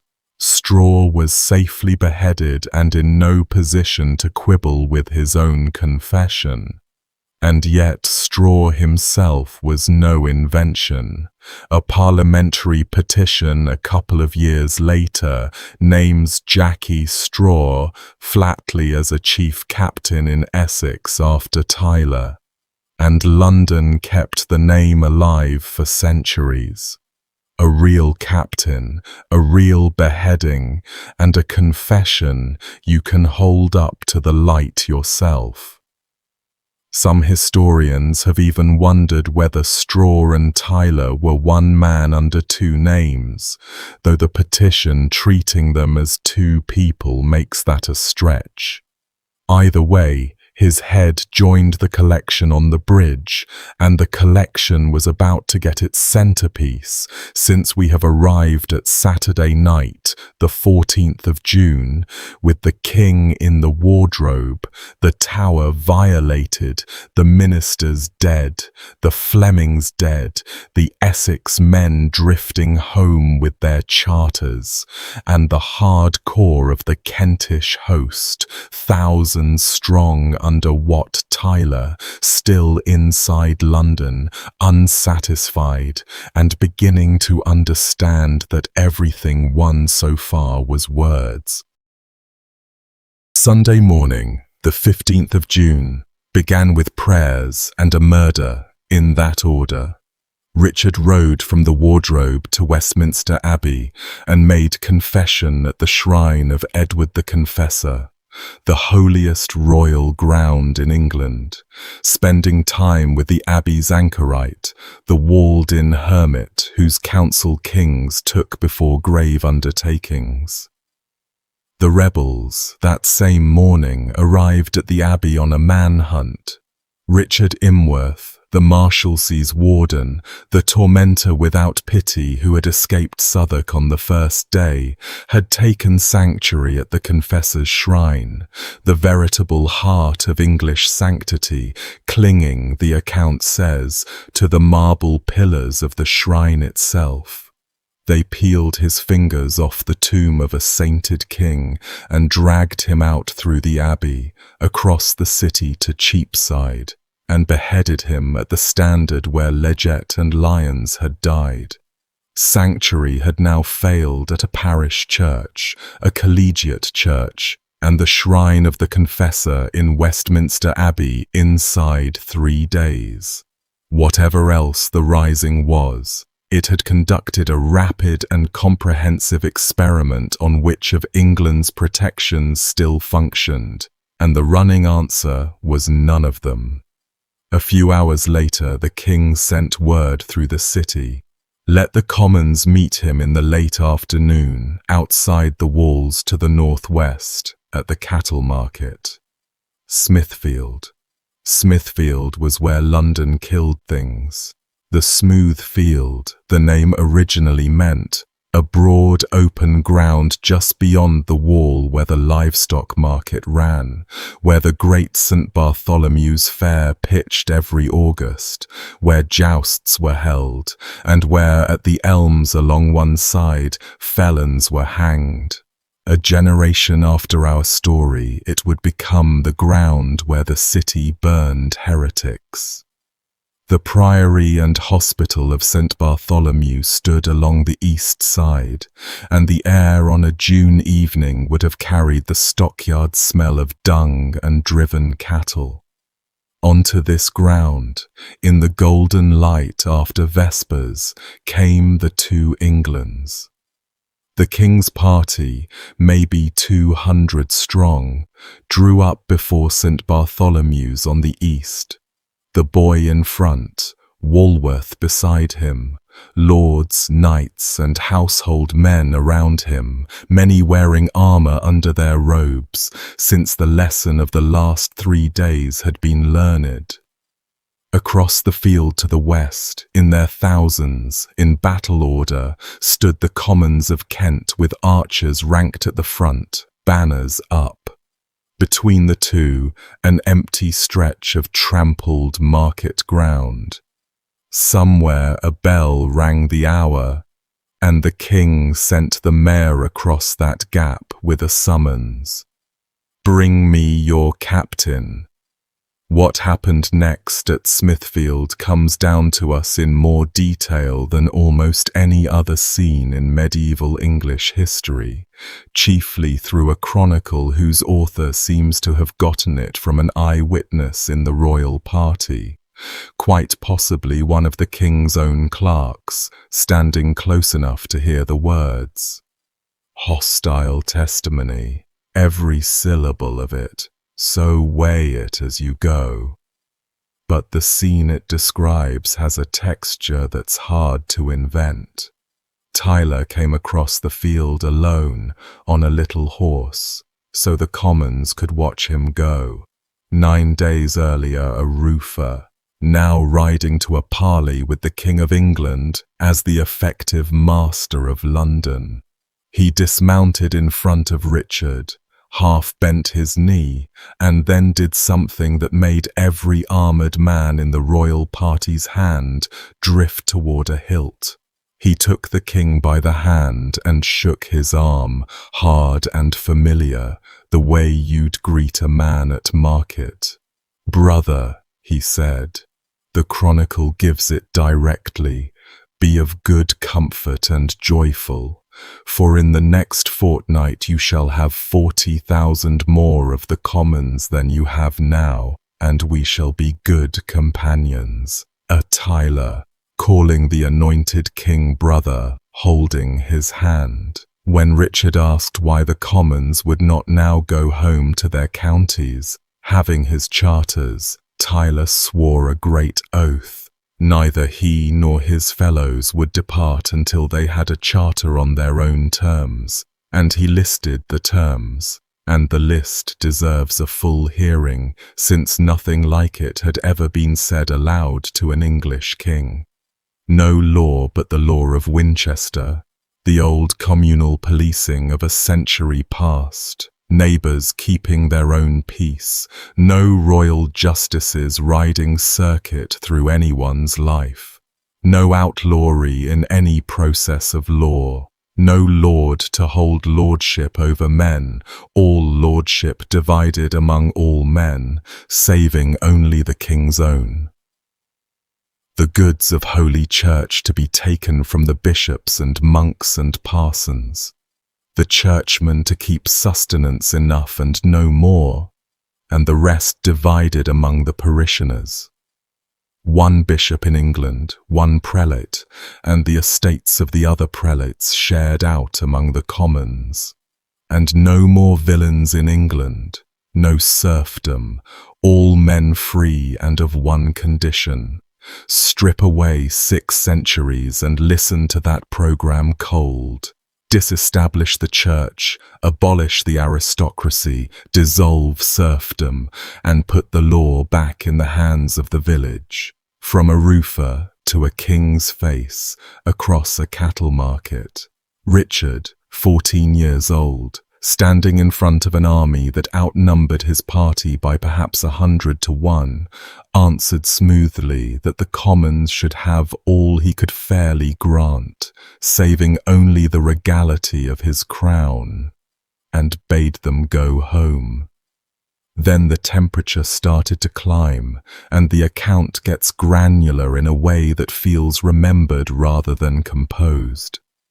Tyler, in the king's presence, called for a jug of water and rinsed his mouth and spat on the ground before the king's face. The clerk records the spitting with the special outrage of a man trained in protocol. Then he called for a jug of ale and drank deeply and climbed back onto his little horse. And at that moment, from among the king's party, a voice. A valet of the king's household, a man of Kent, got a look at the captain of the commons and said out loud that he knew him for the greatest thief and robber in all of Kent. 10 words, maybe, from a man history otherwise forgot, and they detonated everything. Tyler wheeled his horse and went for the valet with his dagger drawn, in front of the king, and the mayor of London stepped between them. William Walworth, fishmonger, arrested him, laid hands on him for violence in the royal presence, and Tyler stabbed at Walworth's body, and the dagger skidded on the armour the mayor was wearing under his robes. Walworth had come dressed for exactly this moment, and the fishmonger drew his own short sword and struck Tyler through the neck, and then a second blow to the head, and as Tyler reeled in the saddle, one of the king's squires, Ralph Standish, drove his sword through the captain's body, 2 or 3 times by the accounts. The whole exchange, from insult to sword thrust, can't have run a minute. Tyler put spurs to the little horse, and it carried him back toward his own lines, the length of maybe 80 paces, with him crying out to the commons to avenge him, and then he came off the horse onto the field, and lay there in the open ground between the two armies, half dead, in front of thousands of his own archers. And the archers bent their bows. The account says it plainly. The commons, seeing their captain cut down, began to draw, and some arrows were already loosed or ready, and what stood between the royal party and a massacre was nothing at all. 200 men, some armor, and a boy. What the boy did next is the most famous thing Richard II ever did, and even the chroniclers who came to despise him never took it away from him. He rode forward, alone, at 14, spurring his horse out from his own party directly at an army leveling arrows at him, and he called out to them. The wording varies by source, and the gist in all of them runs, "Sirs, what is this? What do you need? I am your king. I will be your captain. Follow me." Your captain is a word to weigh. He was offering himself as replacement for the man his own mayor had just cut open. The bows came down.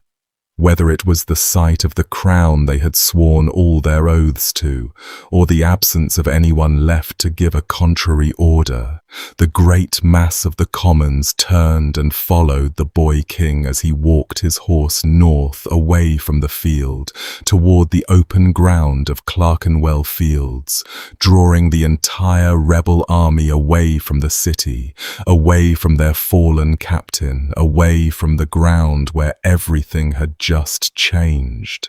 One royal servant supposedly grabbed his bridle and begged him to stop. He didn't. Walworth, meanwhile, rode the other direction into the city and did fishmonger things at speed. The wards were raised, the loyal aldermen turned out, and the armed strength of London that had somehow been unavailable for 3 days materialized within the hour. Companies of citizens in harness, plus a force under Sir Robert Knowles, a grizzled freebooter captain of the French wars, who happened to be in town with his own retinue of veterans. By the time the commons on Clerkenwell Fields had begun to work out what exactly had happened at Smithfield, they were being enclosed.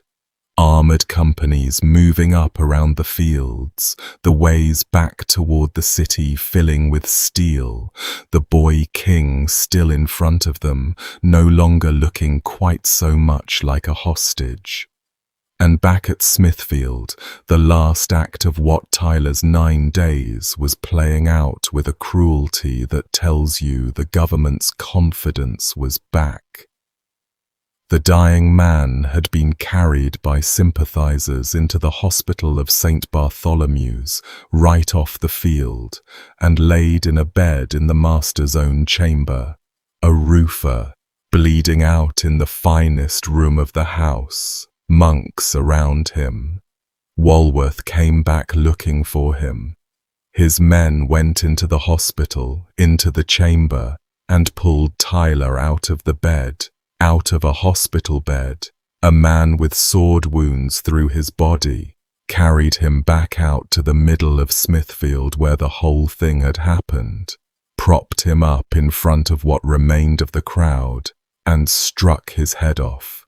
The head went onto a pole, and the pole went first to the king out on the fields, so the commons could see their captain's face carried past their own ranks, and then to London Bridge, where it replaced the Archbishop's as the newest and highest exhibit. Simon Sudbury had been up there one day. English politics moves fast in June. St. Bartholomew's itself was founded 2.5 centuries before our story by a courtier turned monk, and it is still there, still a working hospital on the same ground beside Smithfield, the oldest in Britain to stay on its original site. So the building Wat Tyler was pulled out of to die has spent the 6 centuries since quietly doing the opposite of everything done outside it that evening. Patients today are wheeled through doors a few yards from the spot where the mayor's men propped a dying man upright for beheading. London keeps its history close like that, usually without signage. On Clerkenwell Fields, ringed by armed men, with their captain's head on a stick and the king in front of them, the Commons broke. The accounts describe them falling to their knees in the growing dusk, begging mercy, some crying that they had only followed as loyal men obeying proclamations, the whole army dissolving back into farmers in a field a long way from home. Nolas, the old mercenary, wanted to kill them where they knelt. Several accounts agree the professionals argued for a massacre there and then, and it would have taken minutes. Richard said no. Pardons, dispersal, everyone to go home.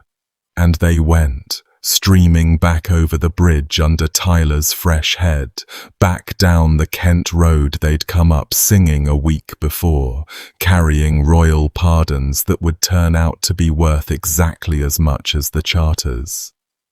Knighthoods happened right there on the field before the light failed, Walworth first, the king taking a sword to the fishmonger's shoulders while, presumably, the mayor's own blade still had Tyler on it, and Ralph Standish, who had run the captain through, and a couple of other loyal citizens, Nicholas Brembray and John Philippot among them, city money made gentle in an evening. And then the boy rode back to the wardrobe by St. Paul's, where his mother had spent 2 days in something close to collapse, and the Chronicle preserves what he said to her, and for my money, it's the most chilling sentence anyone produced all summer, precisely for how gently it lands. "Rejoice, madam, and praise God," he told her, "for today I have recovered my heritage that was lost and the realm of England." He was 14, and he had just watched what obedience looks like when it comes back.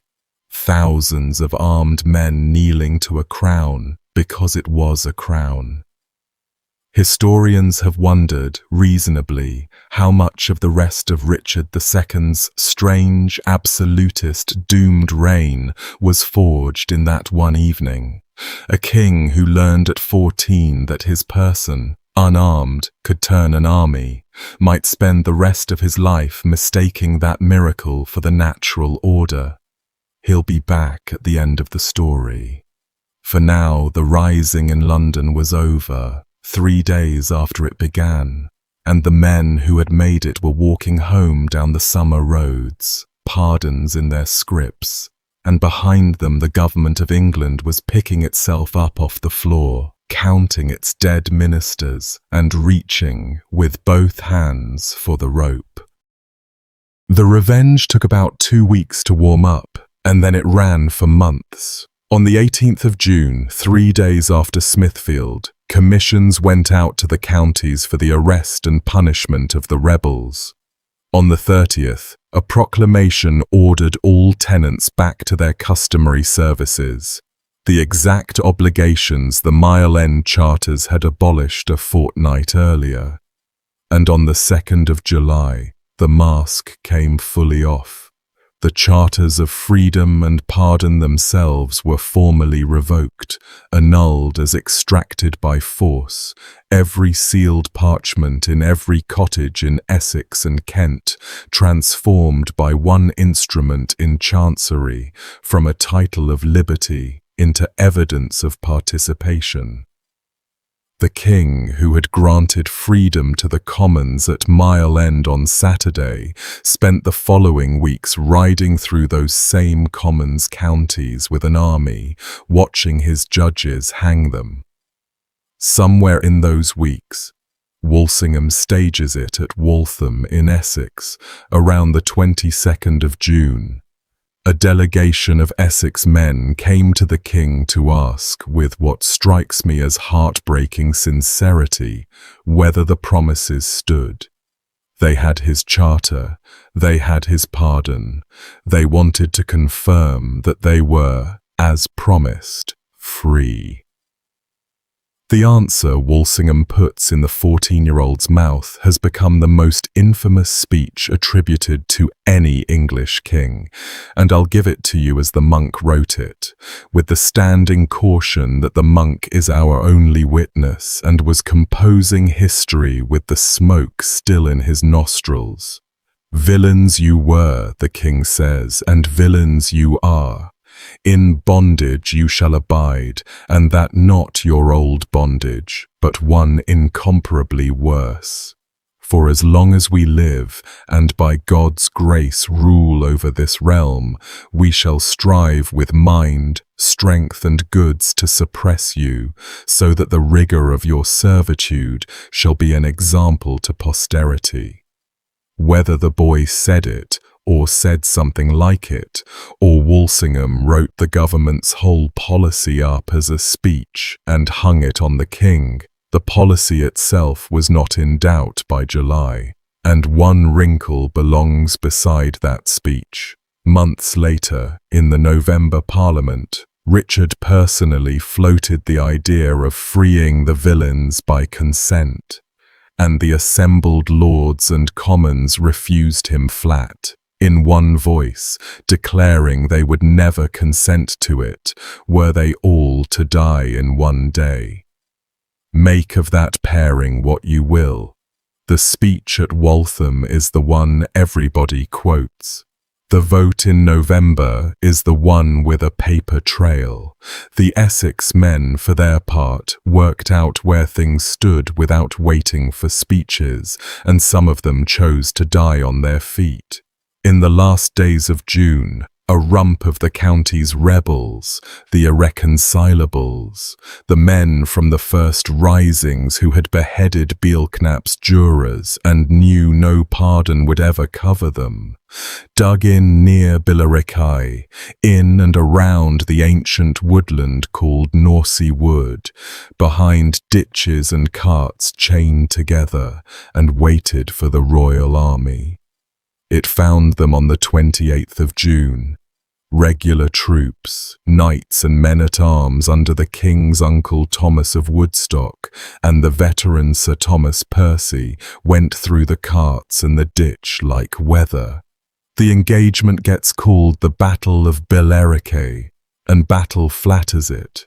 The numbers that survive say perhaps 500 rebels died in the wood, chased through the trees and cut down among the bracken against negligible royal losses.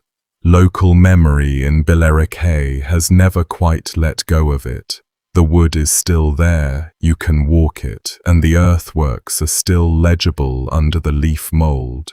Survivors fled north to Colchester and tried to raise the town again, and failed, and fled further, and the ones who were caught fed the machine that was now assembling at Chelmsford.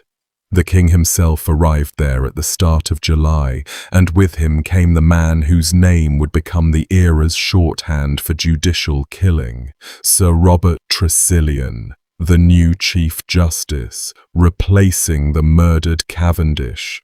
We're coming to Cavendish, and presiding over what the county remembered as the bloody assizes.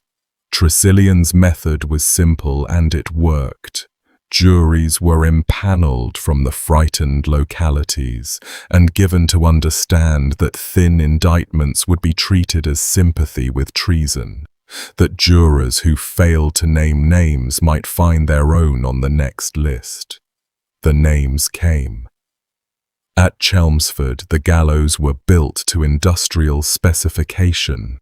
10 and 12 men to a beam, the sources say, and the carts rolled under them through the first weeks of July.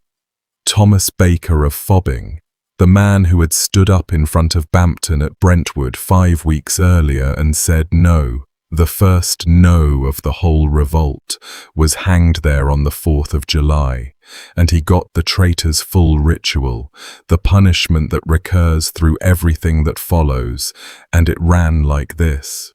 The condemned man was lashed to a hurdle, a wooden sledge, and dragged by horses from the jail to the gallows, through the streets at ground level, so the crowd stood over him, and he arrived filthy and half-flayed. He was hanged, but by a short drop, throttling rather than neck-breaking, and cut down while still alive. The timing was the executioner's art, and an artist made sure of consciousness. He was then castrated, and his genitals burned in front of him, opened at the belly, and his bowels drawn out by hand, coil after coil, and fed to the brazier while he watched. The accounts of such executions across the era agreeing that men lived well into this stage, since the body dies from the belly slowly. Beheading came as the mercy stroke, then the quartering, the body hacked or hewn into 4 parts, each quarter parboiled with salt and cumin against the birds, and the pieces distributed, nailed over the gates of 4 different towns, so that a single traitor could preach in 4 county markets simultaneously, sometimes for years, while his head went to the capital.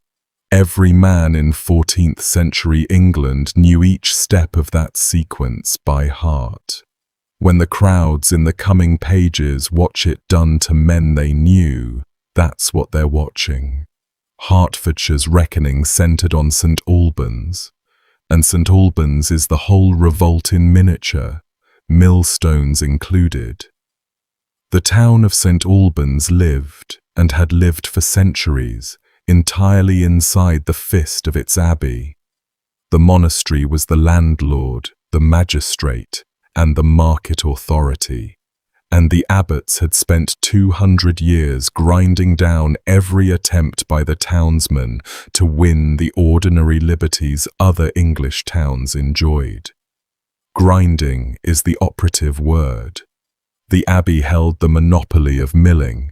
Townsfolk were legally required to grind their corn at the abbot's mills, at the abbot's price, and when they defied it and set up hand mills at home, a previous abbot had confiscated the quernstones, everyone, and this really happened. It's in the abbey's own chronicle, told with something close to pride, paved the floor of his parlour with them, so that the town's confiscated independence became a surface the monks walked on. In June 1381, with London burning, the men of St Albans rose under a townsman named William Grindercob, a man educated by the abbey itself, with relatives among the monks, so this was a family argument in every sense, marched to London, got a written order from the king, extracted in the flood of mile-end concessions, commanding the abbot to hand over the town's ancient charters, came home, broke open the abbey's jail, hunted its muniments, and, in the scene everyone remembers, went into the parlour and tore up the floor. The quernstones came out of the pavement and were broken into small pieces, and a piece was handed to each townsman. The chronicle's own comparison, made by a scandalized monk, was to the blessed bread shared out in the parish church on Sundays. Communion in confiscated stone. 60-odd years of humiliation redistributed as souvenirs in an afternoon. Nobody died at St Albans in June. Everyone waited to see whether London's revolution would hold, and when it didn't, the abbey wrote to the government. And in mid-July the government arrived in the person of the king, 1,000+ soldiers, and Tresillian. The Chief Justice ran St Albans the way he'd run Chelmsford. A first jury declined to indict, so Tressilian rejected it, and made clear what would happen to jurors who kept declining. And the second jury indicted, and the trials produced, among many convictions, 15 men sentenced to the full traitor's death, Grindcob at the front. He was offered his life, the Abbey's chronicle admits, if he would persuade the townsmen to give back the charters they'd extorted, walk it all back, publicly, and live.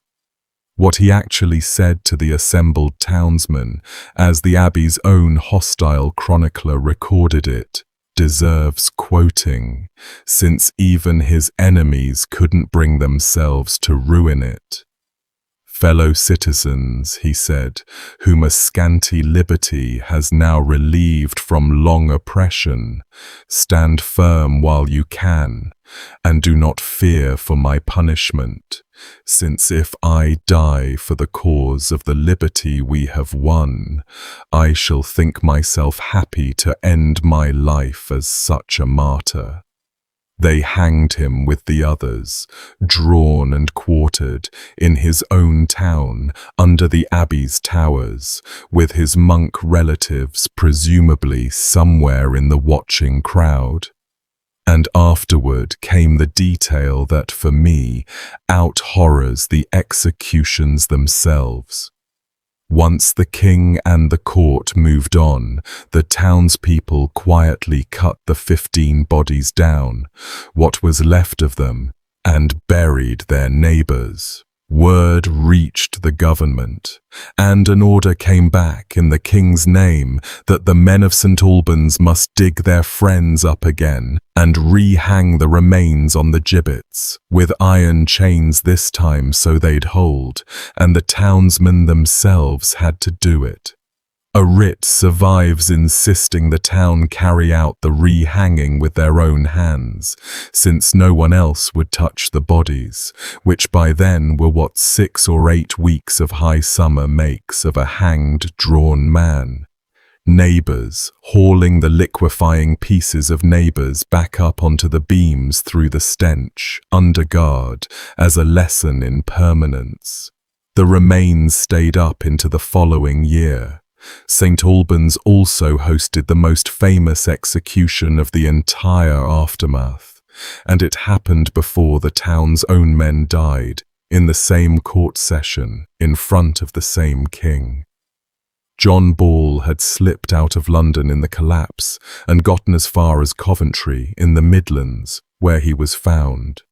One account says hiding in a ruin, betrayed or stumbled upon, and brought back east to St Albans to stand before Tressilian in mid-July. His trial went differently from the others in one respect. Ball wasted nobody's time. Confronted with his sermons and with the rhyming letters, the John Shep letters were produced in court, and he acknowledged them.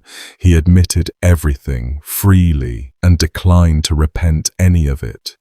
The judgment was never in doubt. What's striking is what happened next. William Courtenay, Bishop of London, soon to inherit Sudbury's Canterbury, intervened to delay the execution by 2 days, so the condemned man would have time to repent and save his soul. A mercy aimed entirely past the body. Ball took the 2 days and repented of nothing. And so, on the 15th of July, 1381, 1 month to the day after Smithfield, the priest who had preached Adam and Eve at Blackheath was dragged on the hurdle through St Albans, and hanged, and cut down alive, and disembowelled with the fire going beside him, and beheaded, and cut into 4 quarters. With the King of England, 14 years old, standing witness through all of it, since Richard was in St Albans that day, and the sources put him at the execution. the quarters were sent to 4 towns of the realm. The head went to London Bridge to keep company with Tyler's. If you want an image for where the summer had arrived, a spike display above the Thames holding at the same time the Archbishop of Canterbury, who had jailed a heretic priest, and the heretic priest, and the roofer who had freed him. The whole quarrel resolved into 3 tarred heads facing the same wind, while below them the traffic of the bridge went about its business and fishwives sold eels and the tide came in. While London held everyone's attention, the rising had been running its own course out in East Anglia, and East Anglia is where the revolt produced its most grotesque tableau and its strangest villain. So we're going back a few weeks in time and about 70 miles northeast to Suffolk in the 2nd week of June, where a priest named John Raw crossed the River Stour out of Essex with an armed following and began working his way up the valley like a man with a list. Raw had been a parish chaplain at Ringsfield, near Sudbury of all places, the Archbishop's own hometown, and whatever pastoral career he'd had before June, he took to captaincy with unnerving fluency. His band's first stop, as I mentioned, was Liston, the Essex border manor of Richard Lyons. The Flemish financier London would behead within the week. They stripped it thoroughly, and Ra seems to have run his whole campaign on a more relaxed interpretation of the no-looting rule than Tyler's, with plunder and protection payments funding the march. Then the band turned toward the fattest target in the region, and one of the most hated institutions in England, the Abbey of Bury St. Edmunds. Bury's situation was St. Albans with higher stakes. The Abbey of St. Edmund was one of the richest monasteries in Christendom, and it owned the town at its gates outright, every burgess a tenant of the shrine, with no mayor and none of the chartered liberties other English towns took for granted. The townsmen had risen against it before, violently, within living memory, and been crushed and fined into submission, and the hatred between town and abbey had the quality of a family feud in its 4th generation. When Rao's Suffolk men arrived on the 12th and 13th of June, the gates opened for them as London's had for Tyler, and the town joined in with enthusiasm. And the hunt began for 2 men in particular. The first was the Abbey's prior, John de Cambridge, effectively its acting head, a cultivated man, a noted singer, and, in the townsmen's eyes, the chief engineer of their servitude. He fled by night toward Mildenhall with a small party. His guide either betrayed him or was made to talk, and the pursuers took him in the countryside nearby. They gave him, one account says, a mock trial on the spot, the Commons condemning the prior as the prior's courts had condemned so many of them, and beheaded him, and left his body naked and unburied on the open heath, where it lay for 5 days in June, while the crows and the weather worked on it, and no one dared approach. His head travelled back to Bury on a lance.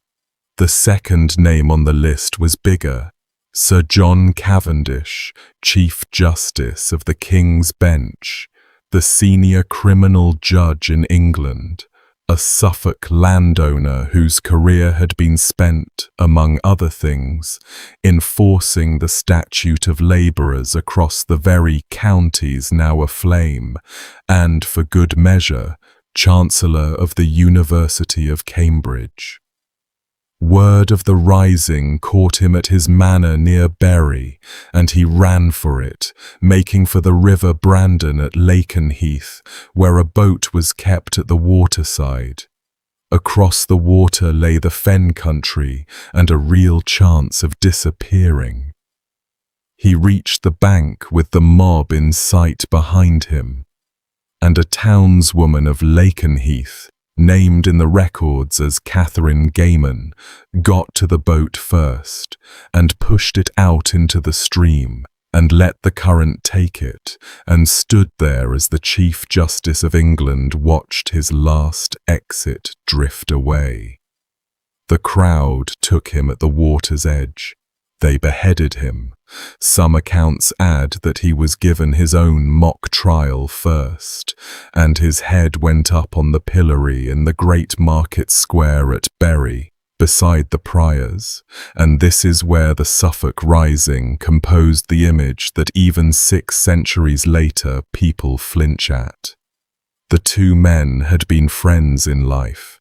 The judge had been the abbey's lawyer and confidant, and so the crowd took the two heads down and puppeteered them, holding them together at the ear, as though the judge were whispering counsel to the prior one last time, then pressing the dead mouths together to kiss, the crowd roaring at the pantomime, before nailing both back up on the pillory, arranged so they leaned toward each other in permanent conference above the market stalls. A third head soon joined them, John of Lakenheath, the abbey monk who kept the manorial records and farmed the abbey's feudal dues, was dragged into the marketplace, and the crowd hacked at his neck 7 times before it came off. Bury St. Edmunds would pay for that fortnight, like nowhere else in England. When the pardons were eventually issued to the whole realm, the men of Bury were singled out, the only town in the country excluded by name from the general pardon, and the community was fined the colossal sum of 2,000 marks. The abbey, for its part, took the hint about the direction of history, waited it out, and kept its grip on the town for another century and a half, until a different king dissolved it for reasons of his own. Raw's own end has a moral shape to it that a novelist would reject as too neat. Captured after the collapse, hauled to London for trial, the priest captain turned king's evidence. He informed comprehensively, naming his confederates, itemizing who did what at which manner, 24 men implicated by one count in the transparent hope of buying his own neck. The court took the testimony, thanked him after its fashion, and hanged him anyway. He went to the gallows. Some accounts give him the full traitor's ritual. In May of 1382, having purchased with his betrayals nothing but 10 extra months in a cell and a permanent asterisk beside his name. Of all the captains of the summer, the record is kindest to the ones who said everything proudly and nothing usefully, and unkindest to Raw, and I suspect even the men who hanged him would have agreed with that ordering. North of Suffolk, the Norfolk Rising found a captain with more ambition than anyone else in the whole revolt, and it collided with the one churchman in England who fought back. The captain was Geoffrey Lister, a dyer from the village of Felmingham, a man whose trade stained his arms to the elbow, Lister literally meaning dyer, and within days of raising the county he was being called, without apparent irony, King of the Commons. Norfolk's rising was enormous, and Lister ran it like a government. His host converged on Norwich, then England's second city, in mid-June, and outside its gates occurred one of the small tragedies inside the big one. The city's defence fell to Sir Robert Sall, a figure the Commons might have claimed as their own. Born a commoner, a mason's son by some accounts, knighted by the old king for sheer prowess, reputedly one of the biggest and strongest men in the realm, holding his rank by muscle and service rather than blood. The rebels invited him out to parley and, by Froissart's telling, offered to make him their commander, a knight of their own kind, come up from nothing, exactly the man to give the commons legitimacy. Sal refused, in terms that questioned their parentage, and went for his weapons, and the crowd killed him at the gates, swarmed and cut down in the dust by men who, an hour earlier, had wanted him for their general. Froissart stages it as chivalric tragedy, one man against a sea, and Froissart never met a scene he couldn't choreograph, but the core holds in other sources. Sal died outside Norwich, and the city opened, and Lister moved in. Norwich Castle then hosted 10 days that verge on comedy until you remember how they end. Lister the Dyer installed himself in state and made captured county gentry serve him at table, knights of Norfolk on bended knee, carving the meat, pouring the wine, tasting his dishes for poison, addressing him as their lord, while his companies fanned out across the county burning rolls, emptying manors and levying contributions. A Dyer, waited on by knights, in the second city of the kingdom. It lasted about 10 days. Lister, no fool, knew London had turned and that terms would be needed, so he sent an embassy south to seek a charter and pardon from the king, and, as insurance and escort, sent along 2 captive gentlemen. The party got as far as Icklingham on the Newmarket Road, where it ran head-on into a travelling column led by the one man in East Anglia moving toward the fire, and here the story acquires its most extraordinary figure. Henry le Despencer, Bishop of Norwich, was in his late 30s. Grandson of a hanged royal favourite, a man who had soldiered in Italy in papal wars before ever holding a crozier, and who would, 2 years after our story, actually run his own armed crusade into Flanders, an adventure so disastrous, Parliament impeached him for it. Word of the rising had reached him at his manor in Rutland, and while every other magnate in England was locking gates, the bishop armed himself in helmet and hauberk. The chronicle is specific that he rode as a knight, sword and all, gathered a tiny retinue of 8 lances and a handful of archers, and rode toward Norfolk, collecting frightened gentry as he went until the retinue was a small army. At Icklingham he stopped Lister's embassy, questioned the 2 captive gentlemen, identified the 3 rebel envoys, and had them beheaded by the roadside, their heads sent to stand over Newmarket's pillory. So much for negotiation. Then he rode into Norfolk, retook Norwich, and chased the rising to ground. The end came at North Walsham, north of the city, in the last days of June, the 25th or 26th. Lister's remaining force, likely knowing exactly what surrender meant now, dug in on open ground outside the town, a ditch, and behind it a rampart built of whatever a countryside can produce overnight: doors, window shutters, tables, gates, wagons chained together, the furniture of their own houses stacked into a wall. Despencer didn't besiege it.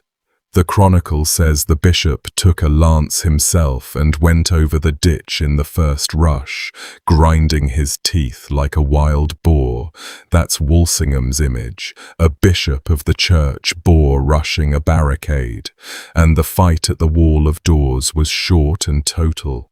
the rebel line broke, and the pursuit turned into butchery across the fields. Local tradition and some accounts add that fugitives who crammed into a nearby church died there when the fighting fired the building. Norfolk still keeps 3 medieval wayside crosses around North Walsham. That tradition ties to the field. Litster ran and was found, hiding in a field of standing corn. The king of the commons crouched among the green wheat, listening to the horsemen quarter the ground for him. They took him alive and tried him on the spot, with the bishop presiding as judge.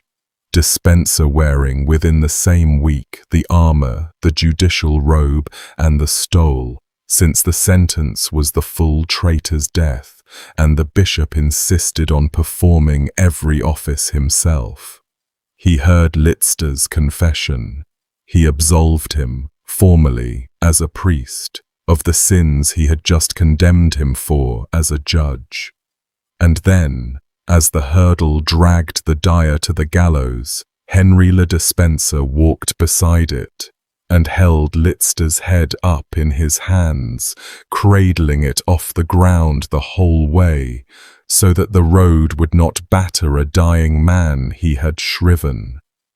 Walsingham presents this, without irony, as an act of piety, and the awful thing is that within its own logic it was mercy on the soul, none whatsoever on the body. Litster was hanged, drawn and beheaded, and the body was quartered, and the 4 pieces rode to 4 destinations: Norwich, Great Yarmouth, King's Lynn, and the village of Felmingham, where he'd been born, so that his neighbours, the people who had known him as the man who dyed their cloth, got a quarter of him nailed up at home. The Norfolk Rising was the last in the field. It had lasted, start to finish, about 12 days.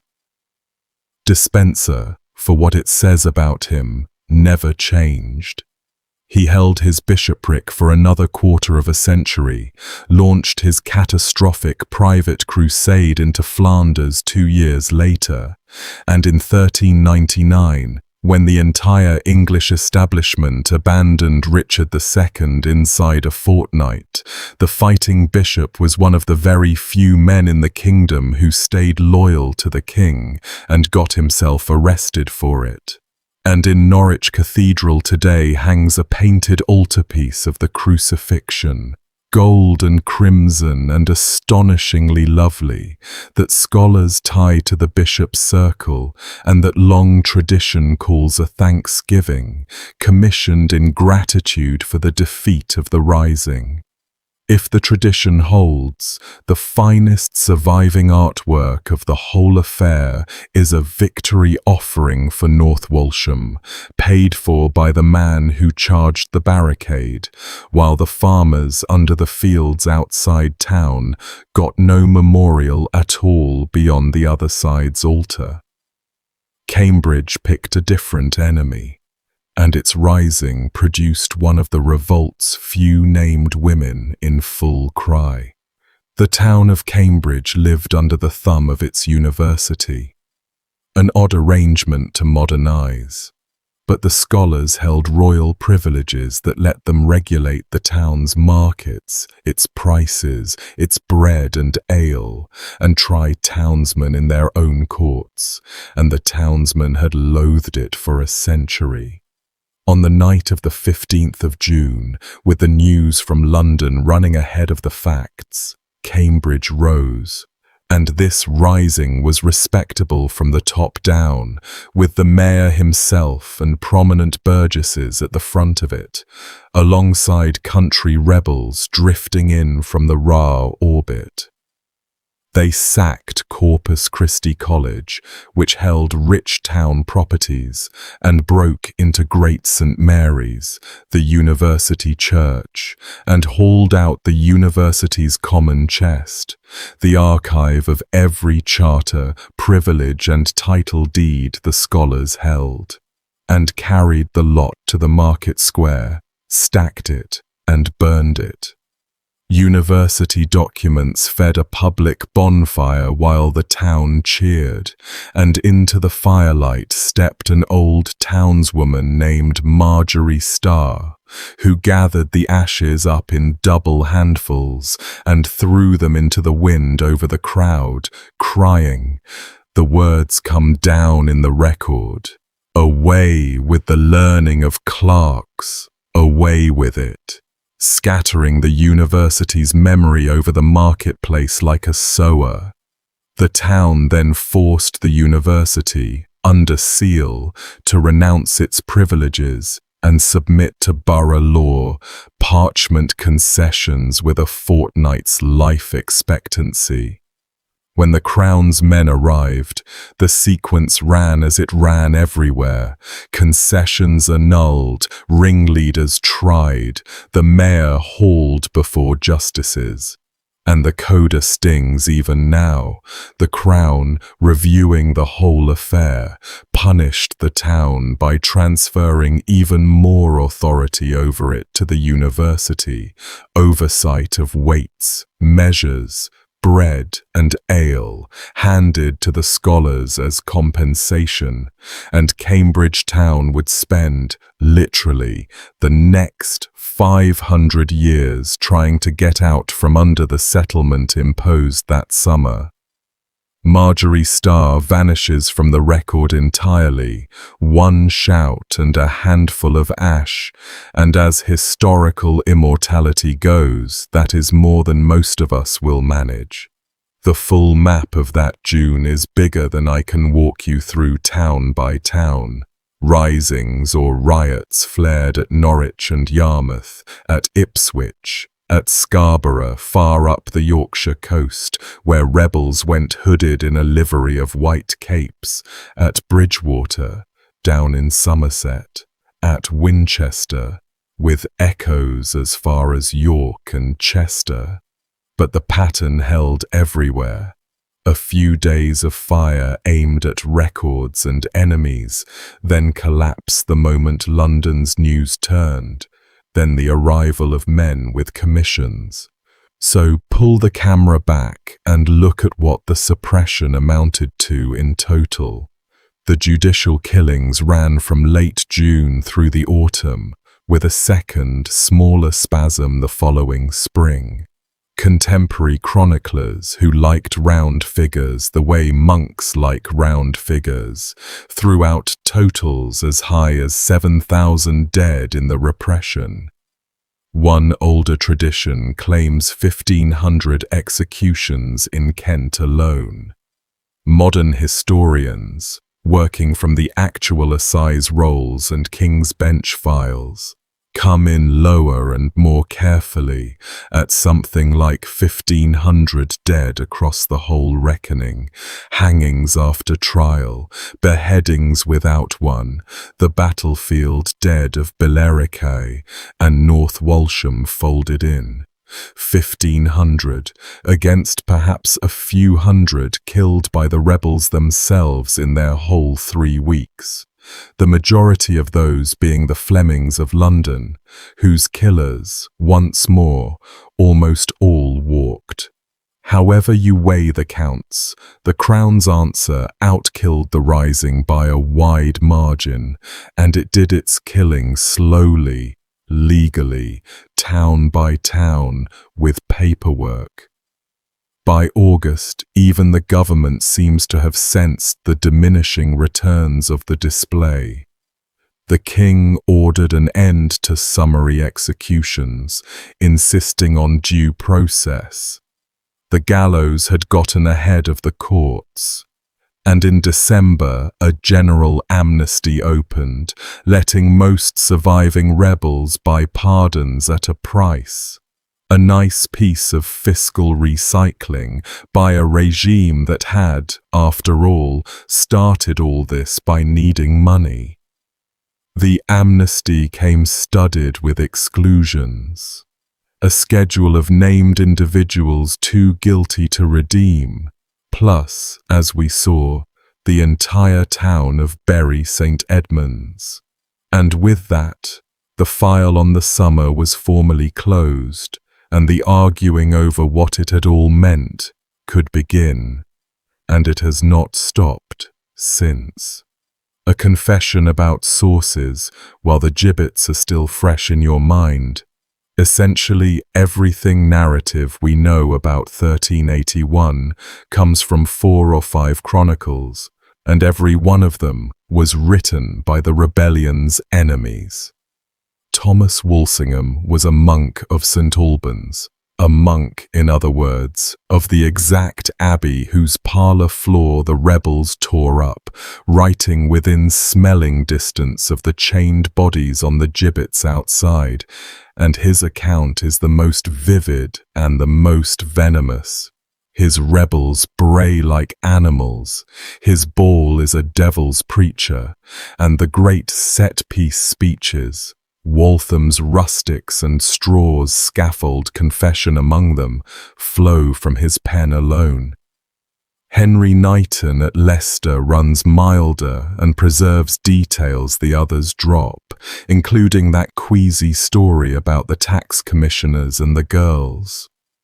The Anonymale Chronicle out of York, our anchor for the London days and for Smithfield, seems to rest on the testimony of a royal clerk who stood in the king's own party, close enough to record the spitting and the exact insults, and its very sobriety is a court sobriety. And Jean Froissart, the great chronicler of chivalry, wrote the whole revolt up years later for aristocratic patrons as a cautionary romance, gorgeous and unreliable, the source of half the scenes painters would love. He's our man for Salé at the gates and the Savoy's finery. The rebels themselves left us almost nothing in their own voice. 2 sentences of Ball's letters, a couplet, some slogans shouted into hostile ears. So the dead of that summer come to us, described exclusively by the people who killed them, and the tradition those people founded ran for centuries.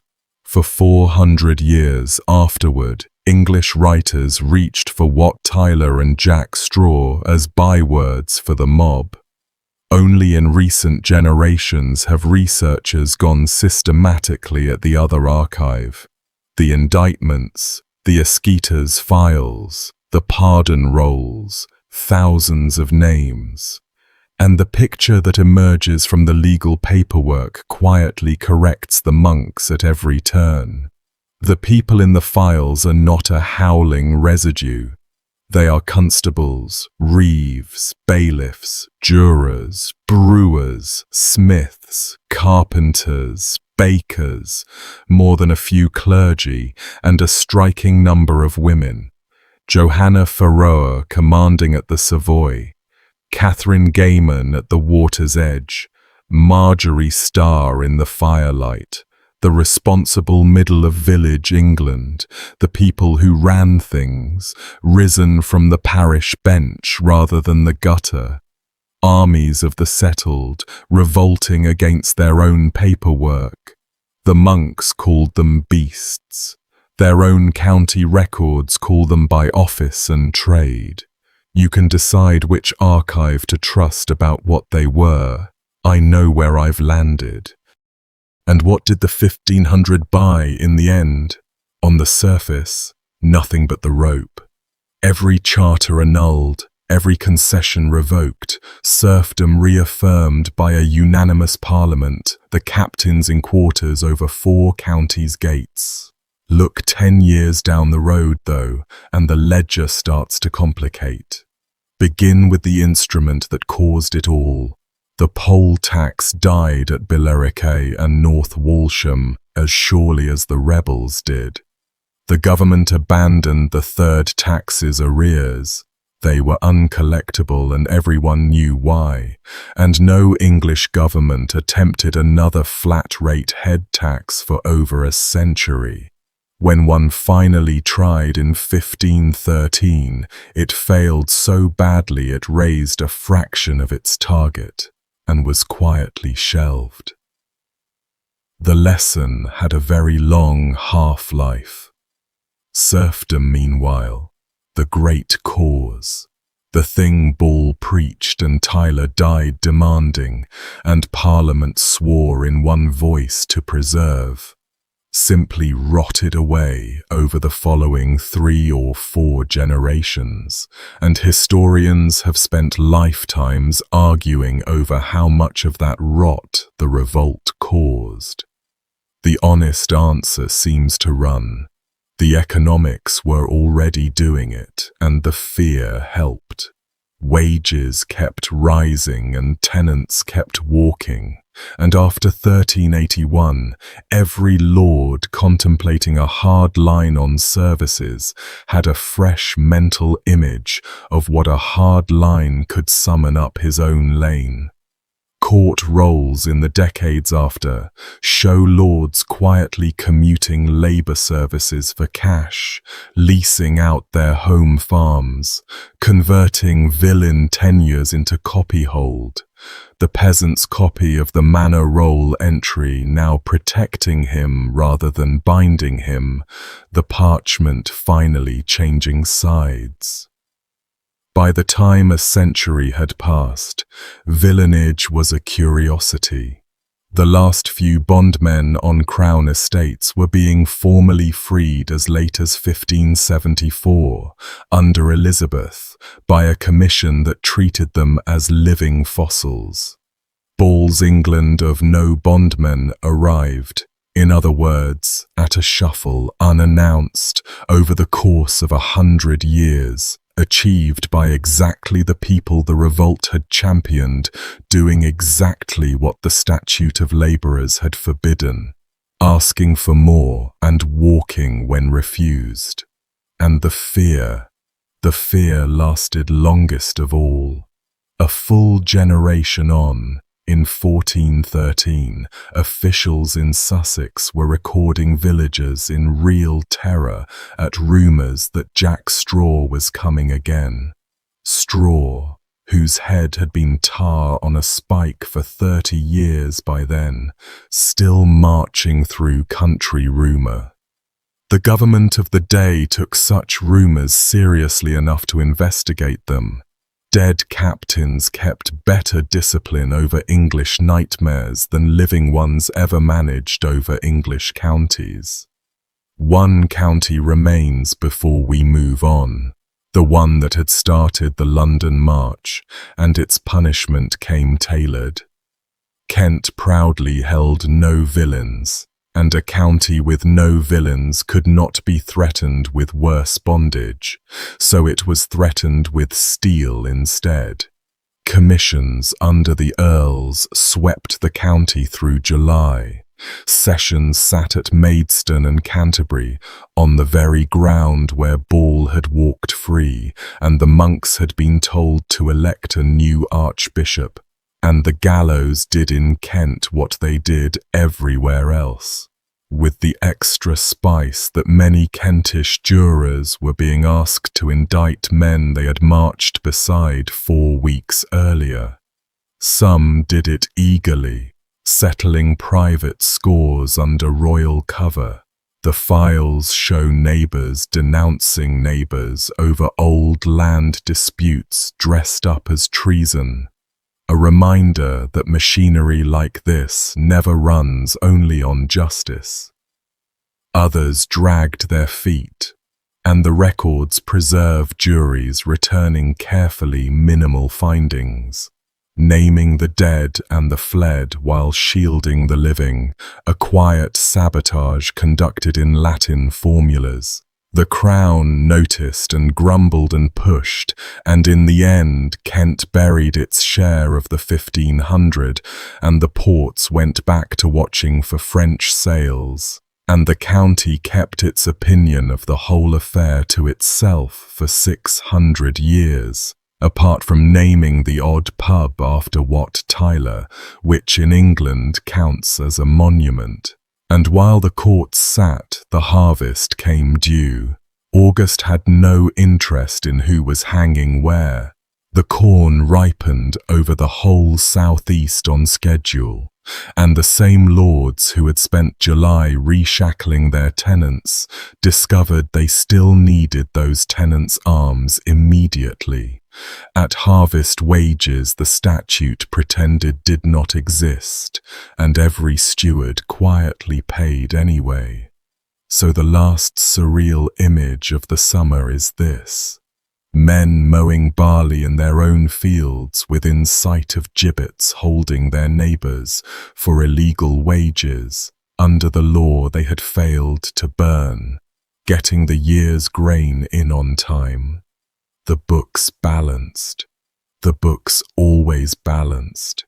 The survivors' afterlives, where we can trace them, run stranger than you'd guess. The pardon rolls of the following years are thick with rebels who paid their fee, swore their oath, and simply resumed. Men indicted for burning a manor's rolls in June turn up a decade later, serving that same manor as juror or reeve, holding the offices, collecting the dues, occasionally suing their own neighbours over the exact customary obligations they had once tried to burn out of existence. A few climbed. Researchers following individual names have found former rebels finishing their lives as constables, church wardens, even members of parliament, respectable to the parchment's edge, their summer of treason dissolved by 20 shillings and a good lawyer. Whether that says something hopeful about English society's capacity to reabsorb its own uprisings, or something bleak about how quickly the fire went out of the men who lit it, I'll let you argue in the comments. Both fit the evidence. And some names never resolve at all. Johanna Ferroer, commander at the Savoy, indicted by name for dragging Sudbury and Hales to the block. The file simply stops. No verdict, no pardon enrolled, no burial. Catherine Gayman, who pushed the boat. Marjorie Starr, who threw the ashes. The same silence. The records that hunted men to the last penny of their chattels somehow kept losing track of the women, and whatever the reason, the effect 6 centuries on is of figures who step out of the smoke, do the one unforgettable thing, and walk back into it. The winners left relics, and the relics are still lying around if you know where to look, the way the skull is. In the hall of the Fishmongers' Company in London, the livery company William Walworth belonged to, still operating, still wealthy, still on the riverbank, stands a painted wooden statue of the mayor himself, carved a few centuries after the fact, right hand gripping a dagger. And in a case nearby, the company displays an actual dagger, an old one, that tradition has long insisted is the very blade that went into Wat Tyler at Smithfield.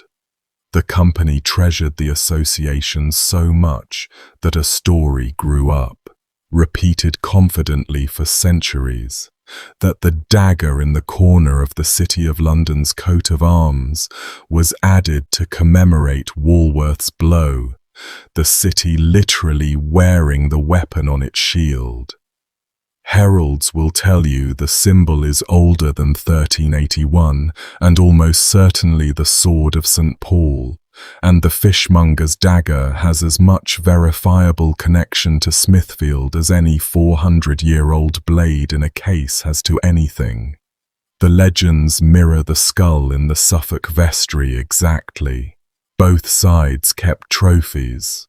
The town of Sudbury kept the head of its murdered archbishop and shows it to visitors. The fishmongers of London kept the knife that killed the rebellion and show it at dinners.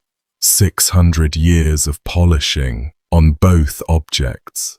Nobody in England ever quite put the summer of 1381 down.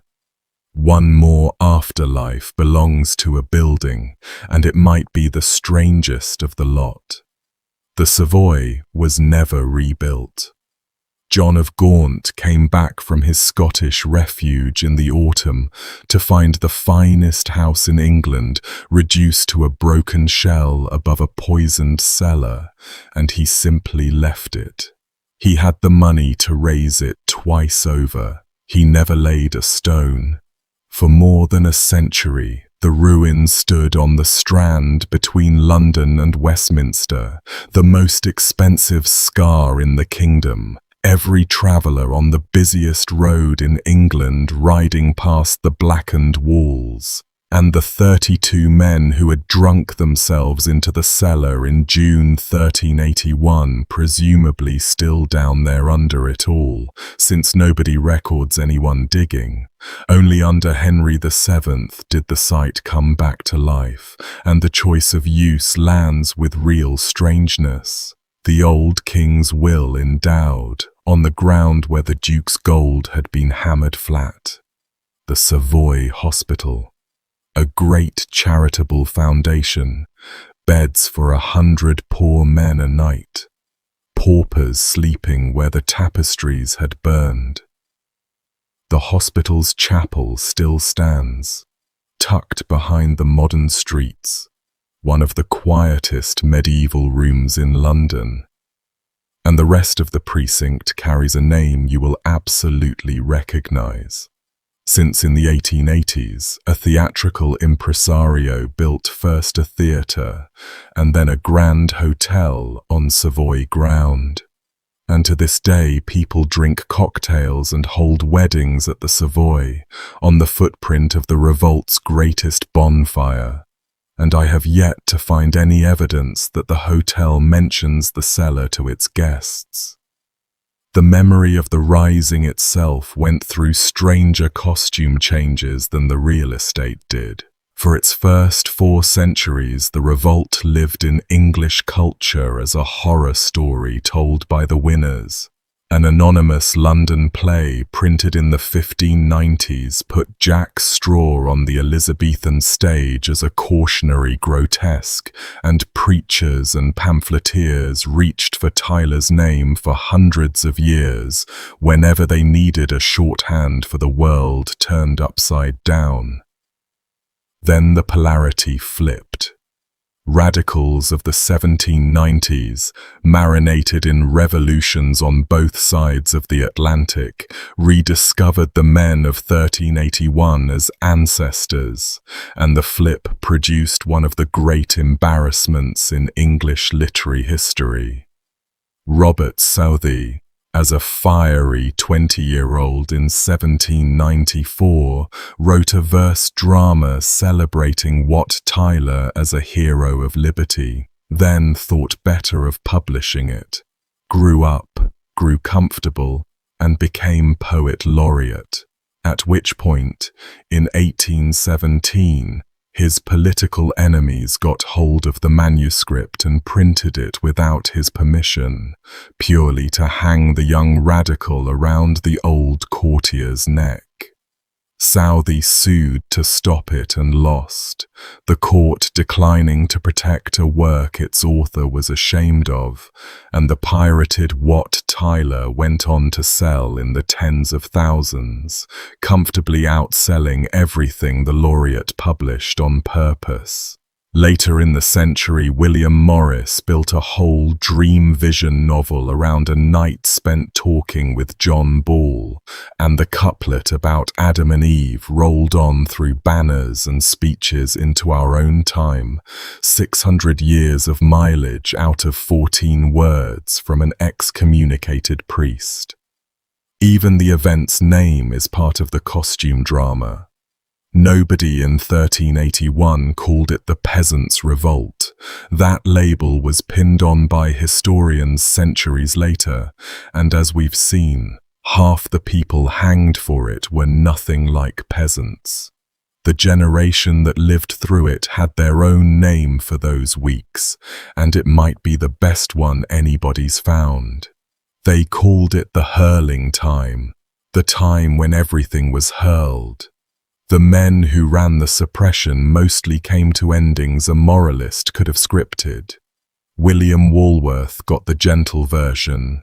The fishmonger who cut Tyler down lived only 4 more years, dying in his bed in 1385, rich, honoured, twice Mayor of London, buried under the floor of the parish church he had showered with money, the one man in this whole affair who drew a blade at the perfect moment for the winning side and never paid a penny for anything. The others balanced his account. Sir Robert Tressilian, the hanging judge of Chelmsford and St Albans, the man who taught juries to be afraid, lasted 7 more years at the top of English law.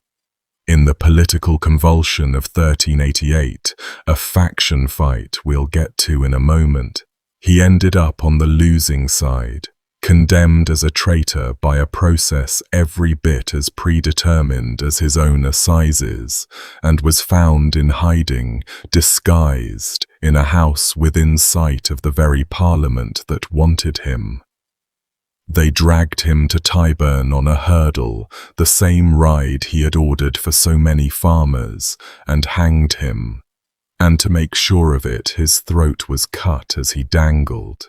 The crowd was large. Sir Robert Beelknap, the Chief Justice the Essex men had made swear on the Bible in June, the oath he broke by riding straight back to the bench, fell in the same purge and was exiled to Ireland, dying in disgrace. And Sir Nicholas Bremborough, the loyal London grocer, knighted alongside Walworth on Clerkenwell Fields the evening Tyler died. The same 1388 tribunal condemned him too over the protests of his own city, and he went to Tyburn like Tressilian, a knighthood earned at Smithfield redeemed for a rope 7 years later. The machine those men had oiled in 1381 never rusted. It just kept turning, and it did not much care whose neck came around next. That 1388 convulsion, and everything after it, belongs to the last movement of this story. What became of the boy who rode at the arrows? Richard II is one of the strangest figures ever to wear the English crown, and his ending grew straight out of the summer we've just been through. Stay with him for these final minutes. The revolt's very last echo sounds in the final year of his life, in a courtroom, attached to a name I told you to remember. The years right after the rising went well enough on the surface. In January of 1382, the 15-year-old king married Anne of Bohemia, daughter of the Holy Roman Emperor, and the marriage, arranged for diplomacy, turned into one of the few unambiguously warm things in Richard's life. The two became inseparable, and Anne earned a reputation as the softening influence at court, the intercessor.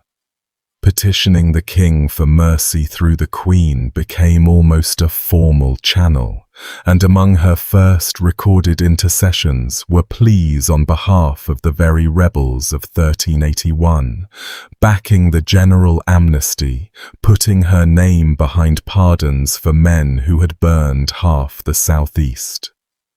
The gesture was noticed and remembered, and for the rest of her life she kept the role. The person who could kneel before the king in public and hand him a graceful way to stop, as she did years later for the city of London itself, when Richard turned on it in fury. Then, in June of 1394, Anne died of plague at Sheen, the couple's favourite palace on the Thames, and Richard's grief came out sideways, in ways his contemporaries recorded with unease. He ordered Sheen itself demolished, the actual buildings where they had lived, a working royal palace, razed to the ground as an act of mourning. And at her funeral in Westminster Abbey that August, when the Earl of Arundel arrived late and then asked leave to slip out early, the king snatched a rod from an attendant and clubbed him to the pavement in front of the mourners, splitting his head open, and the service stopped while blood was cleaned from consecrated ground and the abbey ritually restored. The funeral of the gentlest person at court, interrupted by violence from the man she had spent 12 years gentling. Whatever had been holding Richard's idea of kingship in check went into the ground with her. But that's ahead of us. Through his late teens, the king who had faced down Smithfield discovered that facing down his own barons was another matter entirely. The war still went badly, the money still ran short, and his reliance on young favourites bred a furious opposition among the senior lords, and in 1387 and 88, that opposition, history calls them the Lords Appellant, 5 magnates with an army, broke his government over its knee. Their tribunal, the one remembered as the merciless Parliament, was the meat grinder that took Tresillian, Belknap, and Brembre, along with much of Richard's inner circle, his friends executed or exiled, his tutor beheaded over the pleading of the Queen on her knees, the king himself at 21, reduced for a time to a crowned spectator. One of the 5 lords who did this to him was his uncle Thomas of Woodstock, the commander who had cleared North Sea Wood. Another was Henry of Bolingbroke, Gaunt's son, the boy John Ferrer had saved in the Tower while the Archbishop was being dragged to the block.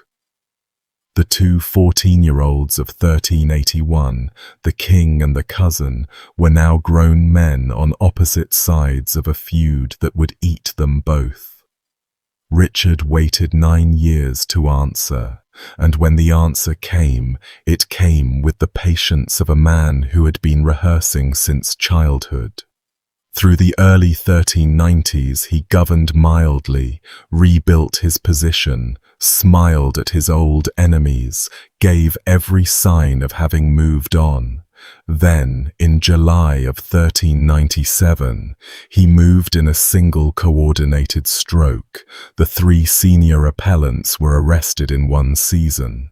The Earl of Arundel, tried before a packed parliament with the king watching, was beheaded on Tower Hill, on the same rise where Sudbury had needed 8 strokes. Arundel, by the accounts, needed 1. And legend added that the body stood upright for the length of a creed before it fell, a detail his admirers polished into martyrdom. The Earl of Warwick wept, confessed to whatever was asked, and was exiled to the Isle of Man. And Thomas of Woodstock, Duke of Gloucester, the king's own uncle, the victor of Billericay. Gloucester was too royal to try in public, so he was shipped quietly across the Channel to Calais and held in a lodging there while Parliament asked with theatrical innocence for him to be produced. The answer came back that the Duke was already dead. What had actually happened emerged years later in the confession of one of the men who did it. A party of the king's servants had come into the Duke's room at an inn, forced him down onto a bed, piled a feather bed on top of him, and knelt and lay on it until he stopped moving. Smothered under bedding, the softest murder in the entire story, and in its way the most frightening one. No crowd, no roaring, just wait and a door kept shut. The king who had watched an axe amateur butcher an archbishop grew up to prefer killings that left no mark. After 1397, contemporaries started using a new vocabulary about Richard, and the reign's last 2 years supplied it with material. He extracted forced loans, made whole counties buy pardons for crimes unspecified, 17 counties at once, treated as guilty until paid, kept a private army of Cheshire archers about his person, and compelled men to seal blank charters that his clerks could fill in with any obligation later, an instrument of pure open-ended submission. Historians have argued at length over how much of this amounts to a theory of kingship and how much to something more clinical, and I'll leave the diagnosis to them. What's plain is that England in 1398 was governed by fear, by a king who had concluded, somewhere along the road from Smithfield, that majesty properly displayed would always make the arrows come down. Court ceremony curdled to match. Accounts from these years describe the king enthroned in the hall after dinner, crowned, speaking to no one for hours while the household stood in silence. And whenever his gaze settled on a man, that man had to bend the knee, whoever he was. An entire room of adults tracking a seated man's eyes. Smithfield had shown him what kneeling could do. By 1398, he had built a government out of it. His last 2 great enemies were dealt with in that spirit. Bolingbroke, his cousin, was drawn into a quarrel with another duke, and Richard banished them both, Henry for 10 years, in a judgment staged as even-handed. Then old John of Gaunt, who had spent the years since 1381 as the Crown's weary elder statesman, the most hated man in England mellowed into its most necessary one, died in February of 1399, and Richard could not resist. He revoked Bolingbroke's inheritance, seized the entire Lancastrian estate, the largest private fortune in the realm, and converted his cousin's 10-year exile into banishment for life. Every landowner in England understood the message instantly. If the greatest inheritance in the kingdom could be voided by the king's word, no inheritance was safe. And having thus united the propertied classes against him, Richard sailed for Ireland with his army, leaving England unguarded behind him. You can probably write the next paragraph yourself. Bolingbroke landed on the Yorkshire coast in July of 1399 with a handful of men, claiming, at first, only his stolen inheritance. The country came to him the way the Kentish villages had come to Tyler. A trickle, then a flood, then everything. By the time Richard got back from Ireland, his cause had evaporated. He was taken under promises that were not kept, paraded to London through crowds that jeered him, and lodged in the Tower. The same fortress, the same rooms above the same chapel, where 18 years earlier a crowd of farmers had bounced on the royal bed, and he had been the untouchable boy the whole rising fought for. On the 30th of September, 1399, in Westminster Hall, his abdication was announced and his deposition confirmed, the crown passing to his cousin as King Henry IV. The deposed king went north by stages to the great Lancastrian fortress of Pontefract in Yorkshire and disappeared into it. And within months, the men who had taken the crown discovered the oldest problem in usurpation. A living former king is a standing invitation. In January of 1400, a group of Richard's loyalist earls attempted a rising, the Epiphany Rising, aiming to murder Henry and his sons at a tournament and restore Richard. It collapsed inside days. The earls were lynched or beheaded, and it sealed the prisoner's fate. By mid-February 1400, Richard of Bordeaux was dead in Pontefract Castle at 33. The official line said grief. The account most historians find likeliest says the simplest thing, that on Henry's orders or Henry's silence, food stopped coming to the prisoner's cell, and the man who had told the commons of Essex they would abide in bondage starved to death by inches in a Yorkshire keep through the coldest weeks of the year. 14 days it can take, without food, for a healthy man. To scotch the inevitable survival rumours, the new regime put the corpse on tour, carted south to London with the face exposed from the brow to the throat, displayed for days at St. Paul's so the crowds could file past and confirm the king was meat. Thousands came.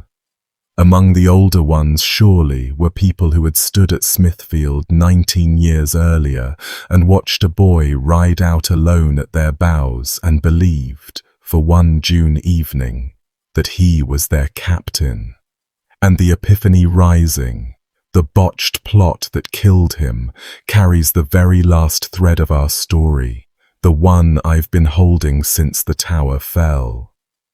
Among the hundreds swept up in its collapse and condemned for treason was a man of Southwark, no earl, listed in the records as John Ferrer, the same John Ferrer who, on the 14th of June 1381, in the chaos of the fallen tower, had stood between a mob and a 14-year-old boy and talked them out of killing Henry of Bolingbroke.